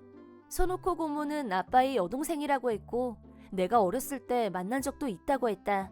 쓰레기 더미인 집에서 몰골이 말이 아닌 우리 둘을 보고 고모는 몹시 놀란 얼굴이었고 아빠가 집을 나가서 돌아오지 않는다는 말을 하자 눈물을 글썽거렸다. 그리고 나와 동생을 꼭 끌어안고는 미안해, 미안해 하며 계속 미안하다는 말을 반복했다. 고모가 왜 사과를 하는지 그땐 이유도 몰랐고 이상하다는 생각만 했었다. 이제부터는 내가 여기서 너희랑 같이 살 테니까 아무 걱정 안 해도 돼. 알았지? 우선 청소부터. 아니다, 너희 배고프지? 밥은 언제 먹었어? 나 배고파. 배고파 죽겠어. 고모가 오면서 이것저것 많이 사왔거든? 그런데 너희들 며칠 동안 굶었는데 편의점 도시락 먹으면 탈날지도 모르겠다. 도시락 말고 젤리 푸딩 아님 죽 이런 거 소화 잘 되는 거 사올 테니까 조금만 기다려. 그렇게 말하고 고모는 밖으로 나가서 양손에 먹을 걸 잔뜩 사가지고 돌아왔다. 정말 오랜만에 음식다운 음식들이 상에 가득 차려졌고 나와 동생은 무아지경으로 음식을 입에 넣었다. 우리가 밥을 먹는 동안 고모는 쓰레기를 버리고 집 안을 깨끗하게 치운 후 여기저기에 전화를 걸어서 무슨 얘기를 열심히 했다. 알고 보니 요금 체납으로 끊긴 라이프라인을 다시 복구하기 위해서 연락을 한 거였다. 그 다음 날부턴 전기, 가스, 수도가 다시 들어왔고 오래간만에 동생과 나는 편안하게 목욕을 했다. 사람다운 생활을 다시 할 수 있게 된 우리는 정서적 안정을 되찾을 수 있었다. 케이는 지금 유치원이나 어린이집은 안 다니니? 응. 아빠가 그럴 돈이 있으면 경마에 더 쓴다고 하면서 안 보내줬어. 그랬구나. 그럼 우선 고모하고 읽고 쓰는 공부 같이 할까? 초등학교 들어가기 전까지 글자는 읽을 줄 알아야지. 그리고 K 왼쪽 귀가 안 들려. 뭐라고? 아빠한테 맞고 나서 갑자기 그렇게 됐어. 병원에 데려가 달라고 말했는데 아빠가 안 데리고 갔어. 그래, 알았어. 그럼 지금이라도 당장 병원에 가자. 고모는 K가 치료를 받고 상처가 나을 때까지 병원에 데리고 다녔다. 고모 덕분에 매일 따뜻한 밥을 먹고 깨끗한 집에서 살 수 있게 되었다. 고모가 해준 것은 다른 아이들한테는 너무 당연한 일들이었겠지만 그때 나와 동생한테는 마치 꿈이라도 꾸고 있는 것 같은 날들이었다. 고모가 오고 나서야 우리도 다른 아이들처럼 가족의 따뜻함이 무언지 알았고 다른 아이들처럼 평범한 일상을 누릴 수 있게 되었다. 손우고 고모가 같이 있으니까 너무 좋아. 그치 누나? 응, 매일매일 계속 같이 있었으면 좋겠다. 응, 손우고 고모가 세상에서 제일 좋아. 그렇게 우리 셋이 함께 산 지도 어느덧 10년이 지났다. 아무래도 나 안 가는 게 좋을 것 같아. 왜 그래? 어제 다 얘기했잖아. 3일이나 집을 비워야 되잖아. 여태 한 번도 그래 본 적이 없는데 니들도 아직 학생이고 여행은 내년에 가면 돼. 안 돼, 꼭 다녀와. 사원여행 아니면 고모가 언제 밖에 나가서 바람을 쐬고 오겠어? 그렇긴 해도 나도 K도 이제 어린애 아니거든? 그러니까 고모도 앞으로 자기 시간도 갖고 그러란 말이야. 케이도 나랑 같은 생각이니까 걱정 말고. 응? 알았어. 고맙다 얘들아. 그럼 회사에 내일 간다고 말할게. 그래, 얼른 말해. 갔다 올 때 맛있는 거 사오는 거 잊지 말고. 알았어. 고모와 같이 지낸 지 10년. 그동안 우리에게도 많은 변화가 있었다. 나는 고등학생, 동생은 중학생이 되었다. 예전엔 뼈만 앙상했는데 지금은 키도 몸무게도 모두 표준이고, K는 늦게나마 귀의 치료를 잘 받아서 다행히 후유증도 안 남았다. 동생은 수영 선수이고 대회에서 개인 종목으로 우승을 한 적이 있는데 그때 잡지에 인터뷰 기사까지 실렸었다. 소르코 고모는 K의 사진이 실린 페이지를 스크랩해서 정성스럽게 보관하고 있다. 고모는 우리를 자기 친자식처럼 사랑으로 키워줬다. 고모와 같이 살게 되면서 이 아파트로 이사를 해서 집도 아빠랑 살던 집과 다르다. 나도 K도 각자 자기 방을 하나씩 갖고 있다. 내 방이 있는 집이라니 이 모든 게 소노코 고모 덕분이다. 고모가 우리를 키우기 위해서 많은 희생을 하고 있다는 걸 잘 안다. 어머나 안녕하세요. 아들 딸하고 같이 장 보러 갔다 오나 봐. 너무 보기 좋다. 우리 딸은 귀찮아. 그냥 엄마 혼자 갔다 와. 이러면서 집 필요한 거 심부름 시킨다니까. 신기하게도 나하고 고모가 같이 있으면 엄마랑 딸이랑 똑 닮았네 라는 말을 많이 듣는다. 요즘은 일일이 설명하기도 성가셔서 동네 사람들은 우리를 친자식으로 알고 있는 사람들이 많다. 그래서 밖에서는 엄마라고 부르는 경우도 많은데 그때마다 고모는 어색한 건지 복잡한 얼굴 표정을 짓곤 했다.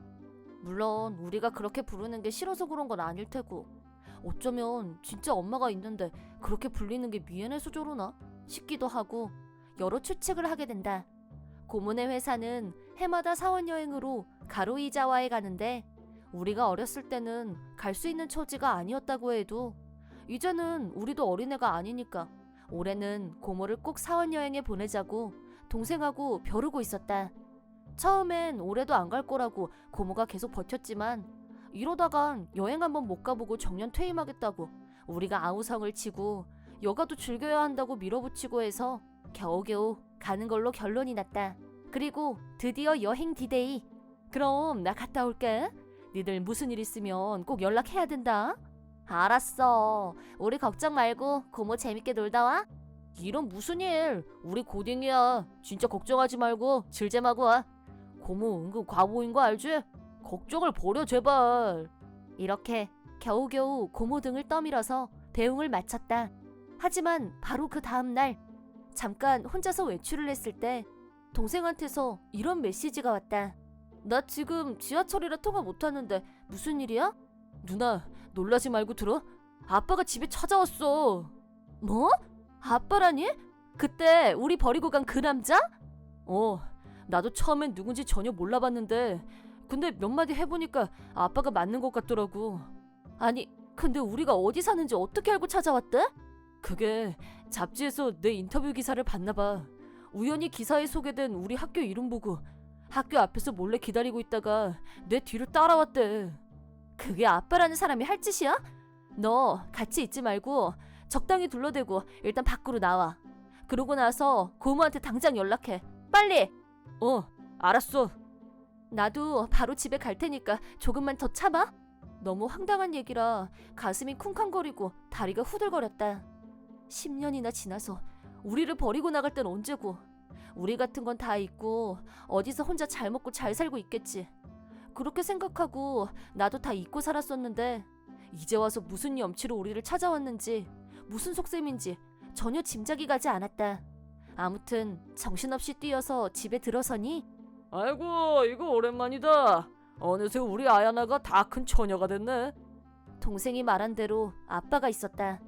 예전보다 훨씬 나이 들고 많이 변해 있었다. 처음엔 누군지 잘 못 알아볼 정도였다. 10년이나 지났으니 그럴만도 하겠지. 여긴 왜 왔어? 가족이니까 왔지. 같이 살려고. 집도 넓고 나도 오늘부터 여기서 지내야겠다. 말하는 분위기로 봐서는 그냥 하는 말 같아 보이지 않았다. 물론 같이 살고 싶은 마음은 눈꼽만큼도 없었다. 여기서 당장 나가? 안 그럼 경찰 부를 거야. 너 그럼 못 써. 부모 자식 간에 그러는 거 아니야. 10년 전에 우리 버리고 나간 거 기억하지? 그날로 부모 자식 사이는 끝난 거 아닌가? 우리더러 죽든 살든 알아서 하라고 하면서 나갔잖아. 그래놓고 뭐 가족? 우리가 만만해? 여기가 어디라고 와? 나는 핸드폰을 손에 꼭 쥐고 안 나가면 정말 경찰을 부를 생각이었다. 그러자 그 남자는 의외로 순순히 나가겠다고 말했다. 네가 좀 그렇다면 할 수 없지. 오늘은 이만 가마. 그런데 이게 끝이 아니란 것만 알아둬. 그리고 자리에서 일어나더니 천천히 나가면서 불쑥 이런 말을 했다. 그런데 말이야, K한테 들었는데 니들 고모랑 같이 살고 있다며? 그게 뭐? 이상하니까 하는 말이지. 나는 여동생이 없어. 외아들이거든. 뭐? 근데 말이야, 옛날에 같이 못 살겠다고 집 나간 마누라도 이름이 손오코였지 아마? 아빠는 폭탄 발언을 하고는 혼자서 큰 소리로 웃으면서 어디론가 가버렸다. 망치로 머리를 맞은 기분이었다. 한동안 멍하니 있다가 K한테 연락을 했다. 아빠를 쫓아냈고 그리고 아빠가 나가면서 나한테 했던 말도 알려줬다. K한테 들었다. 지금 집으로 가는 중이니까 조금만 더 기다려. 역시 내가 집을 비우는 게 아니었는데. 근데 그 남자가 자기는 여동생이 없다고 그러면서 갔어. 사실이야? 그렇게 말했니? 맞아, 사실이야. 난 니들 고모가 아니야. 그리고 그랬어. 집 나간 마누라 이름도 손오코였다고. 그 얘기는 그럼. 그래, 네 생각이 맞아. 나는 너랑 K를 낳은 엄마야. 근데 왜 지금까지 고모라고 속였어? 라인으로 할 얘기는 아니잖아. 집에 가서 다 설명해 줄게. 얼마 후 고모가, 아니 엄마가 집에 왔다. 그리고 나와 K에게 가슴에 담아두었던 진실을 얘기해줬다. 한때 엄마는 그 남자와 결혼을 한 부부였고 두 사람은 가족이 되어 함께 살았지만 반복되는 아빠의 폭력과 개념 없는 돈 씀씀이에 몸도 마음도 모두 병이 들어버렸다. 어느 날 충동적으로 집을 뛰쳐나왔는데 공포심 때문에 다시 돌아오지 못했다고 한다. 하지만 집에 두고 온 아이들은 겨우 5살, 3살. 누군가 돌봐주지 않으면 생활을 할 수 없는 나이. 그래서 몇 달 후 마음을 다잡고 용기를 내서 집으로 다시 돌아왔는데 그때 살고 있던 집은 이미 빈집이 되어 있었다고 했다. 엄마가 돌아왔을 때 우리는 이미 예전에 살던 좁고 낡은 아파트로 이사를 한 뒤였던 것이다. 부모님이 모두 돌아가셔서 엄마도 마땅히 갈 곳이 없었다는데 당시에 가진 돈이 전혀 없었던 엄마는 우리를 찾고 싶어도 찾을 길이 막막했고 더 이상 아무것도 할 수 없었다고 했다. 하지만 그 후 일자리를 찾아 어느 정도 경제적인 안정을 마련하고 나서 탐정을 찾아가 우리를 찾아달라는 의뢰를 할 수 있었다는 것이다. 그리고 드디어 탐정이 우리가 있는 곳을 찾아냈다. 그때가 바로 아빠가 우리를 버리고 먹을 것도 없이 다 죽어가던 무렵이었던 것이다. 그때 충동적으로 집을 뛰쳐나간 걸 지금도 후회하고 있어. 그때 너희들을 데리고 가지 않은 거. 나중에 보니까 나 같은 사람들이 도움을 받을 수 있는 시설이 많이 있는데 그땐 그런 게 있는지도 모르고 내 목숨 보존하는 거밖에 할 수 있는 게 없었어. 엄마는 눈물을 글썽이며 우리에게 용서를 빌었다. 엄마의 얘기를 들으면서 내가 무엇보다 궁금했던 것은 그런데 왜 계속 고모라고 거짓말했어? 왜 엄마라는 걸 계속 숨겼어? 그러자 엄마는 눈물을 흘리면서 정말 미안하다. 말할 수 없었어. 엄마라고 할 자격이 없으니까. 너희를 버리고 나 혼자 그런 남자랑 결혼을 해서 몇 년을 같이 살면서 아무것도 하지 못했어. 이제 와서 무슨 자격으로 엄마라고 하겠니? 그래서 고모라고 하고 너희들을 잘 돌보기로 했던 거야. 엄마 없이 그 남자와 살던 시간은 지옥과도 같았다. 그렇게 된데 엄마 책임이 전혀 없다고는 못할 것이다. 하지만 엄마는 우리를 데리러 와줬잖아. 그리고 지금까지 사랑으로 이렇게 잘 키워줬고 만약 그때 엄마가 찾아오지 않았다면 우린 아마 굶어 죽었을 거야. 맞아. 그때 엄마는 비참하게 죽어가던 우리한테 구세주나 다름없었어. 고모가 우리 엄마였으면 좋겠다고 생각했던 적이 얼마나 많았었는데 나는 지금 내가 소원하던 게 이루어진 기분이야. 하연아, 케이, 고맙다. 고맙고 미안해. 폭풍 눈물을 쏟아내는 엄마를 나와 케이가 따뜻하게 안아주었다. 그렇게 우리는 다시 진짜 가족이 되었다. 그러나 아직 큰 문제가 하나 남아 있었다. 근데 그 남자는 어떻게 할 생각이야? 아직 끝났다고 생각하지 말라면서 갔으니까 분명히 다시 올 거야. 그 남자가 언제 다시 올지 모른다고 생각하자 불안해서 견딜 수가 없었다. 하지만 엄마는 그 문제라면 걱정하지 않아도 돼. 손을 써놓은 게 있거든. 자신만만하게 말했다. 대체 무슨 의미로 하는 말인 건지. 나와 케이는 여전히 불안한 눈빛을 주고받았다. 그때는 내가 무작정 당했지만 이젠 아니야. 어디 한번 본때를 보여줘야지.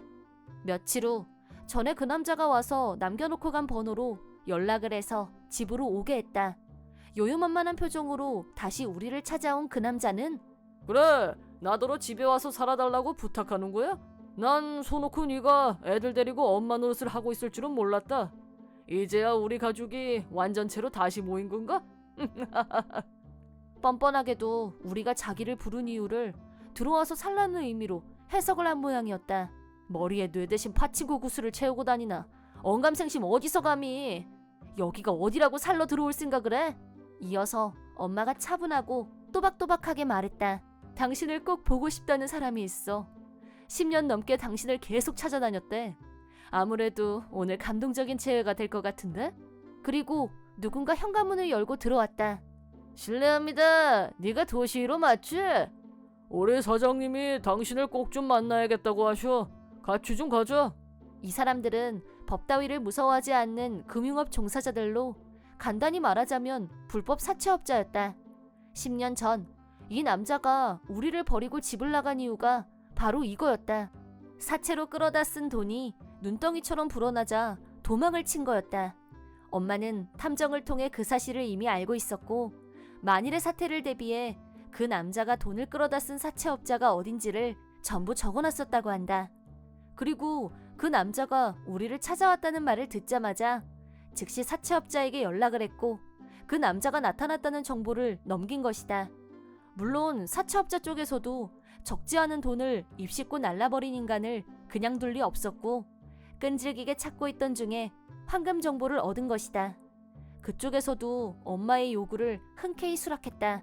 이거야말로 윈윈. 그제야 뭔가 일이 틀어졌다는 걸 감지한 그 남자는 얼굴이 창백해졌다. 제발 살려줘. 나 좀 도와줘. 나 다시는 여기 안 올게. 우선 돈 좀 빌려줘. 내가 꼭 갚을게. 제발. 그래봐야 엄마는 표정 하나 흐트러지지 않았다. 인간 이하였던 이 남자에게 당했던 수모와 고통을 되갚아줄 수 있는 지금 돈을 빌려주다니. 그런 어리석은 선택을 할 리가 없었다. 어찌됐든 이젠 두 번 다시 볼 일은 없을 것 같은데. 잘 가. 그래도 마지막 순간이 너무 고통스럽지는 않았으면 좋겠다. 그렇게 그 남자는 새까만 차에 태워줘서 어디론가 사라졌다. 대체 어디로 가는지 어떻게 되는 건지 알 수도 없고 우린 모르는 게 차라리 약이고. 자, 오늘은 인간 말정을 깨끗하게 정리한 기념으로 우리 맛있는 초밥이나 먹으러 갈까? 콜! 와, 신난다. 나 많이 먹어야지. 그날 나는 진정한 의미에서 아버지와의 연을 끊었고 진정한 의미로 엄마와의 연을 다시 되찾았다. 잘 가요, 아버지. 엄마는 마지막은 고통 없이 갔으면 좋겠다고 했지만 절대 안 돼. 이 세상에서 가장 고통스럽게 살이 떨어져 나가고 뼈가 녹는 고통을 느끼면서 지옥에 떨어지길. 내 이름은 나노, 30살의 회사원이다. 이쪽은 나보다 8살 어린 동생 레나. 세상에, 네가 나보다 먼저 엄마가 될 줄이야. 당황스럽게는 나도 마찬가지야. 레나는 대학 졸업 후 취업을 포기하고 알바 생활을 하던 중에 임신을 한 사실을 알았고 교제 중이던 남자친구와 급하게 결혼을 한 후 알바를 그만두고 전업주부가 되었다. 한참 어린 동생이 곧 있으면 애 엄마가 된다니. 내게 동생은 좀 특별하다. 동생이 아직 어릴 때 엄마가 병으로 돌아가셨고 아빠는 더 일찍 돌아가셨기 때문에 이 세상에 의지할 사람이 우리 둘만 남았고 자매라기보다는 모녀관계에 가까웠다. 내가 어린 레나를 엄마처럼 돌봐줬으니까. 우리는 집도 서로 가까웠는데 동생은 자기 집에서 우리 집을 남산만한 배를 하고 운동 삼아 걸어와서 놀다가 자기 집으로 돌아가곤 했다. 그리고 몇 달 후 레나는 무사히 딸을 출산했다. 머리 길게 길러서 헤어 세팅 예쁘게 해줄 거다. 레나도 아기한테 푹 빠져서 행복해 보였고 제부도 딸 바보가 다 되어 있었다. 둘 다 어리지만 별 문제 없이 잘 살 거라고 마음을 놓고 있었는데 한 달밖에 지나지 않아서 예상 밖의 일이 일어나고 말았다. 그만 침대에 들어가 자려고 하는 찰나에 레나? 이 시간에 무슨 일이 있나? 여보세요? 언니, 나 좀 도와줘. 수화기 너머로 들리는 레나의 목소리에서 패닉 상태라는 게 바로 느껴졌다. 레나, 무슨 일이야? 하나가 경련을 일으켰는데 불러도 애가 대답이 없어. 뭐? 구급차는? 언니, 나 어떡해. 빨리 좀 와줘. 나 바로 갈 테니까 침착해. 레나가 구급차를 부르는 건 불가능해 보였기 때문에 내가 대신 119에 연락을 했고 남편이 운전을 해서 동생 집으로 갔다. 레나! 언니. 조카인 하나요는 레나가 말하던 대로 몸을 떨면서 발작 비슷한 증상을 보이고 있었다. 잠시 후 구급차가 도착했고 생후 한 달밖에 안 된 하나요는 병원에 실려갔다. 심해봤자 열 경련이라니 하고 있었는데 검사 결과가 의사로부터 충격적인 병명을 들었다. 따님의 병은 오타하라 증후군이 의심됩니다. 오타하라 증후군이요? 오타하라 증후군이란 신생아 혹은 유아기 초기에 아주 드물게 발병하는 난치병 중의 하나로 몸에 경직과 발작이 일어나고 뇌기능 및 운동신경에 발달장애가 나타나는 게 특징이라고 한다. 그럼 치료 방법은요? 나을 수 있는 거 맞죠? 안타깝게도 오타하라 증후군의 발병 원인이 아직 밝혀지지 않아서 아직 정확한 치료 방법이 없는 실정입니다. 그럼 그날 이후 시련과 고난의 나날이 시작됐다. 얼마 동안은 동생이 매일 조카 병실과 집으로 오가며 병간호를 했지만 제부는 자기 딸의 병명을 알고 나서 태도가 완전히 돌변했다. 그러고 보니 경련을 일으키던 날 내가 달려갔을 때 집에 제부가 없었던 게 이상하다는 생각이 들긴 했었다. 알고 보니 그새 바람을 피우고 그날도 다른 여자와 같이 있었던 것이다. 걔 내 애 맞아? 내 자식이면 왜 장애가 있어? 라면서 이혼 서류를 놓고 그대로 집을 나가버렸다. 절망에 빠진 동생은 입원해 있는 아이 병실에 가는 일조차 할 수 없게 되어버렸다. 할 수 없이 나와 남편이 번갈아 가면서 조카와 동생을 돌보고 있었는데 조카가 퇴원을 한 후 동생은 집안에만 틀어박혀 꼼짝도 안 했다. 동생 입장에서야 그럴만도 하다고 이해가 가기는 했지만 동생의 상태는 점점 나쁜 방향으로 흘러가고 있었다. 레나, 너 대체 지금 어디야? 하나에 혼자 두고 어딜 간 거야? 나 오늘 외출할 거니까 언니가 좀 봐달라고 얘기했잖아. 지금 몇 시인지는 알아? 새벽 1시네. 너 당장 안 들어와? 오늘 안 들어갈 거야. 너 지난주에도 그러고 아침에 들어왔잖아. 그게 뭐? 나 아직 겨우 23이야. 아직도 한참 즐길 나이라고. 하나요는 어떡하고? 언니가 있는데 뭐가 문제야? 뭐라니? 하나요 엄마는 너야 너. 아니야. 난 그런 장애자 낳은 적 없어. 뭐야? 너 그게 엄마가 딸한테 할 소리야? 결혼할 때까지는 아무 문제 없었어. 그 사람 나가 노는 걸 좋아하긴 했지만 나한테도 정말 잘해줬어. 그런데 온전치 못한 애가 태어나서 남편은 집 나가고 애는 낳을 기미도 없고 걔를 돌보려면 죽도록 고생만 해야 된다고. 아무리 그래도 너를 엄마로 선택하고 태어난 아이야. 내가 언제 태어나 달랬어? 너 지금 제정신 아니야. 내가 네 고통을 다 안다고는 할 수 없어. 하지만 너를 위해서 또 하나요를 위해서 나도 네 형부도 열심히 옆에서 돕고 있잖아. 레나, 그러니까 넌 혼자가 아니야. 일단 집에 빨리 와. 언니는 내가 얼마나 힘든지 몰라. 제발 나 좀 내버려둬. 레나, 그렇게 걱정이 되면 언니가 데려다 키우면 되잖아. 레나, 너 전화 받아? 레나! 그 통화를 마지막으로 동생과 연락이 두절됐다. 다음 날도 그 다음 날도 동생은 자기 딸인 하나요를 혼자 남겨두고 집으로 돌아오지 않았다. 하나요는 아직 돌도 지나기 전이었고 장애가 있든 없든 육아에서 제일 손이 많이 가는 시기였다. 나와 남편은 행방이 묘연한 동생을 대신해서 레나를 돌봤다. 지금까지는 낮에는 레나가 하나요를 혼자서 돌봤고 아침이나 저녁엔 나와 남편이 잠깐씩 들러서 도와주는 시기였는데 레나가 자취를 감춘 후에는 온종일 하나요를 돌봐야 했다. 한 가지 다행이라면 나와 남편은 일주일에 몇 번은 재택근무를 할 수 있는 직업이라는 이점이 있어서 남편과 상의해서 교대로 하나요를 돌보기로 했다. 아무렴 레나도 한 일주일 어디 가서 바람 쐬고 나면 설마 집에 들어오겠지? 하고 생각했었다. 하지만 2주, 3주, 한 달이 지나도록 연락 한 번 오지 않았다.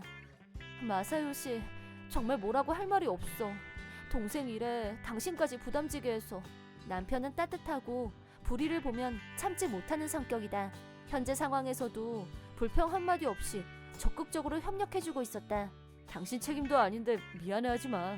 그래도 내 동생이 저지른 일이고 우린 아직 우리 애도 없는데 날벼락이나 다름없잖아. 나노, 잘 들어. 남편은 새근새근 곤히 잠든 하나요의 머리를 부드럽게 어루만지면서 이렇게 천사처럼 예쁜 애를 내가 어떻게 부담스러워해. 남편의 진심 어린 미소를 보자 참았던 눈물이 쏟아져 나왔다. 물론 자기 아이를 나노한테 무책임하게 떠넘기고 연락 한 번 안 하는 레나한테는 솔직히 엄청 화가 나고 용서가 안 돼. 근데 레나는 이런 큰일을 감당할 그릇이 안 되는 걸 어쩌겠어. 역량이 안 돼서 그러려니 하고 넘어갈 일일까? 왜 우리한테 애를 떠넘기냐. 그게 화가 나서는 아닌데 만약에 레나가 지금 곤란한 일이 있다고 해도 절대 그건 상관하고 싶지 않아. 남편의 말에 전적으로 동감했다. 그리고 그때 나는 내가 하나요의 엄마가 돼줘야겠다는 결심을 했고 남편에게도 앞으로 잘 부탁해 하고 다시 정식으로 부탁했다. 당연하지 라고 대답해준 남편에겐 그 고마움은 말로 다할 수 없었다. 그렇게 7년이 흘러 하나요 머리 말리자 레나가 자취를 감춘 후에도 하나요의 머리를 열심히 길러줬다. 레나가 하나요의 머리를 세팅해 주겠다고 했던 말이 기억에 남아서였다. 하나요도 긴 머리를 내가 드라이어로 말려줄 때면 방긋방긋 웃으면서 좋아했고 찰랑찰랑한 머리를 곱게 빗겨주고 거울을 보여주면 거울 속 자기 머리를 보면서 세상 행복한 얼굴을 냈다. 역시 여자애구나 싶었다. 오타하라 증후군은 뇌기능과 운동신경 발달에 장애가 있기 때문에 하나요는 아직 혼자서 걷는 것도 힘들고 혼자서 밥도 먹지 못했다. 씹는 힘과 삼키는 힘도 약해서 하나요가 먹는 음식은 믹서기로 갈아서 페이스트로 만든 다음 숟가락으로 떠먹여줘야 했다. 음식을 만들어서 먹이고 약까지 먹이는데 소요되는 시간은 약 2시간. 이걸 하루에 3번. 그 외에도 화장실 갈 때도 목욕도 모두 같이 해줘야 한다. 일은 하나요가 낮잠 자는 시간이나 밤에 잠든 이후에 하고 있다.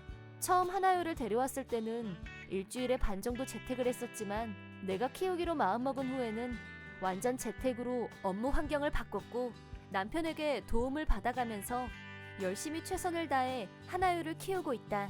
내 배 아파서 낳은 아이는 아니지만 우리 부부에게는 친자식이나 다름없었다.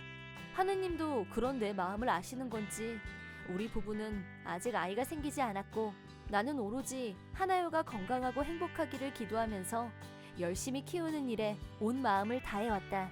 한편 자취를 감춘 레나에 관해서는 우연히 아는 사람한테 봤다는 말을 들었다.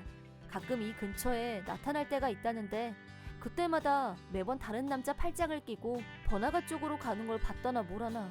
자기 딸을 버린 동생을 무슨 말로 이해를 하고 좋게 볼 수 있을까마는 자식까지 버리고 새 인생을 살려고 했다면 최소한 남들처럼 누릴 거 누리고 행복하게나 살던가. 대체 왜 겨우 그렇게밖에 못 사는지 이해할 수가 없었다. 어쨌든 평생 다시 볼 일이 없겠지. 그렇게만 생각하고 있었는데 어이없는 사건이 터지고 말았다. 낮잠을 자고 있던 하나요의 비명소리가 내가 일하고 있는 서재까지 들려왔다. 하나요! 평상시와는 전혀 다른 심상치 않은 비명소리를 듣고 나는 한달음에 하나요 방으로 뛰어갔다. 그러자 하나요 방 앞에서 내 눈앞에 서 있는 사람은 레나! 반가, 오랜만이지? 난데없이 레나가 하나요 방 앞에 서 있었다. 레나는 손에 뭘 쥐고 있는지 그걸 등 뒤로 감추고 계속 딴청을 피웠다. 너 인기척도 없이 언제 들어왔어? 뭐하러 왔냐고? 뭐하게? 엄마가 딸 보러 왔는데 당연한 걸 가지고. 근데 왜 딴 데 보면서 말해? 등 뒤에 감춘 거 뭐야? 손 내봐. 아무것도 아니야. 나 갈게. 너 거기 안 서? 언닌 이거나 받아. 또 봐. 하나요. 울음소리에 정신이 번쩍 든 나는 얼른 방으로 뛰어들어갔다. 그러자 충격적인 장면이 눈에 들어왔다. 맙소사, 하나요, 머리가... 으아! 7년 동안 정성껏 길러온 하나요의 머리카락이 보기 흉하게 싹둑 잘려나가 있었다. 방금 전에 레나가 등에 감췄던 게 하나요 머리카락이었던 거야? 근데 왜 하필 머리카락을... 인터넷에서 검색해본 결과 그 이유가 어렴풋이 짐작이 갔다.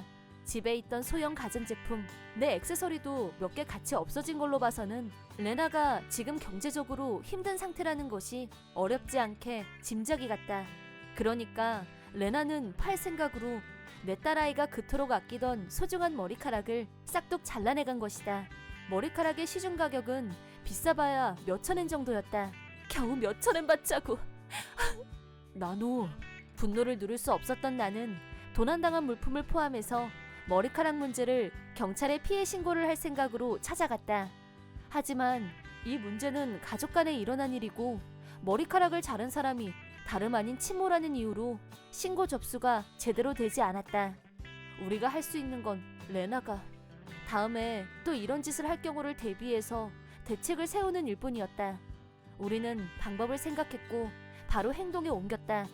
그런데 그 무렵부터 나는 동생 때문에 스트레스가 쌓여서 그런지 컨디션이 너무 안 좋았고 침대에 누워 지내는 날이 많았다. 아무래도 병원에 가보는 게 좋겠어. 근데 열도 없고. 그러니까 더 문제지. 혹시 중병이라도 걸린 거면 어떡해. 네가 없으면 난 어떻게 살라고. 난 못 살아. 남편 말에 못 이겨 일단 병원에 가보기로 했다. 그러자 의사한테서 놀랄만한 말을 들었다. 동생한테 전화가 온 것은 그날 저녁이었다. 언니 1호기야? 초인종 소리 안 들려? 문 좀 열어. 네가 사람이니? 그딴 짓을 하고 무슨 염치로 또 와? 아직도 화났어? 그만 풀어. 다 장난이지. 뒤끝 있어 언니도. 남의 딸 머리카락 훔쳐간 주제 뭐 장난? 하도 길어서 답답해 보여서 그랬어. 너 하나열가 태어나기 전부터 네가 뭐라고 했는지 기억 못하는구나. 뭐? 내가 뭐라고 했었는데? 됐어. 말할 가치도 없다. 왜 또 찾아왔어? 나 오늘 여기서 좀 재워줘. 안 돼. 왜 안 돼? 너라면 딸내미 머리카락 잘 나간 상해 절도범하고 한 집에 있고 싶겠니? 그리고 확인 차원에서 묻는 건데 내 물건 몰래 들고 나가서 어떻게 했어?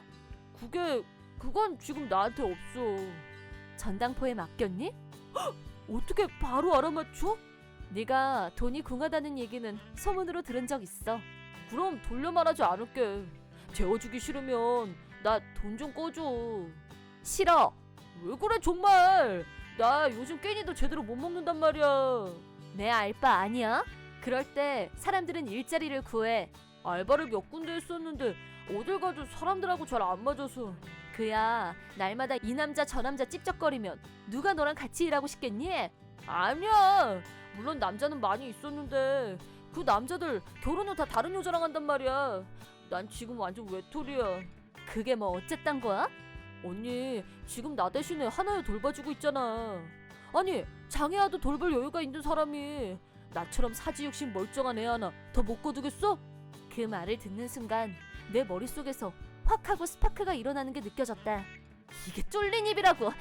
뭘 그렇게 또 화를 내. 틀린 말은 아니잖아. 하나요는 남들처럼 자유롭게 움직이지도 못하고 힘든 게 많지만 매일 웃으면서 얼마나 열심히 사는 줄 알아?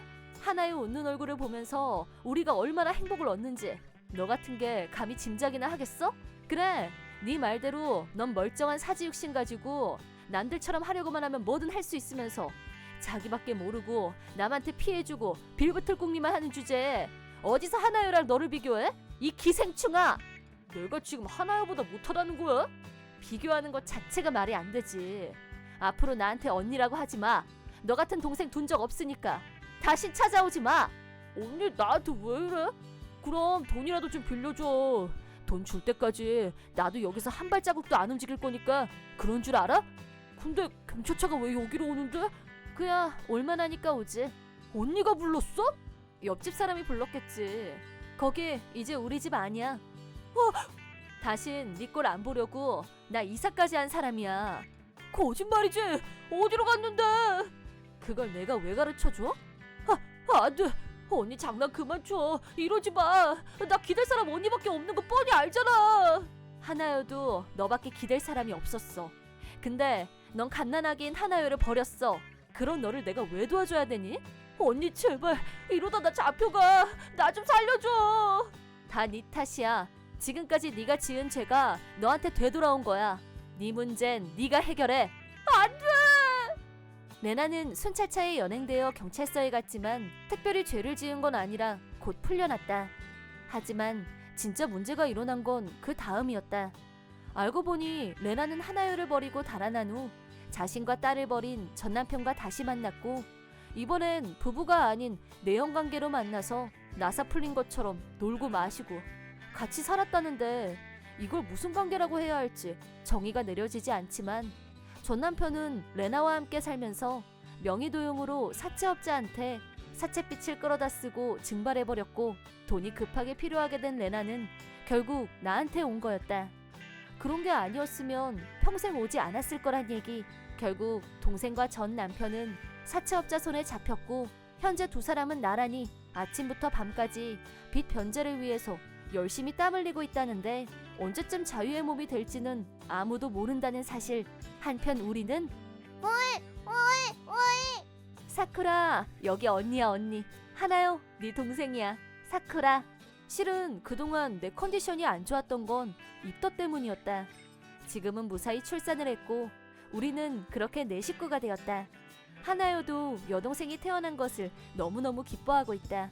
나한테 친딸이 태어났으니 아무래도 하나여에 대한 애정이 식지 않을까 하는 생각을 하는 사람이 있다면 걱정 말라고 말해주고 싶다. 하나여도 사쿠라도 나한테는 똑같이 소중한 딸이란 사실은 변함이 없으니까.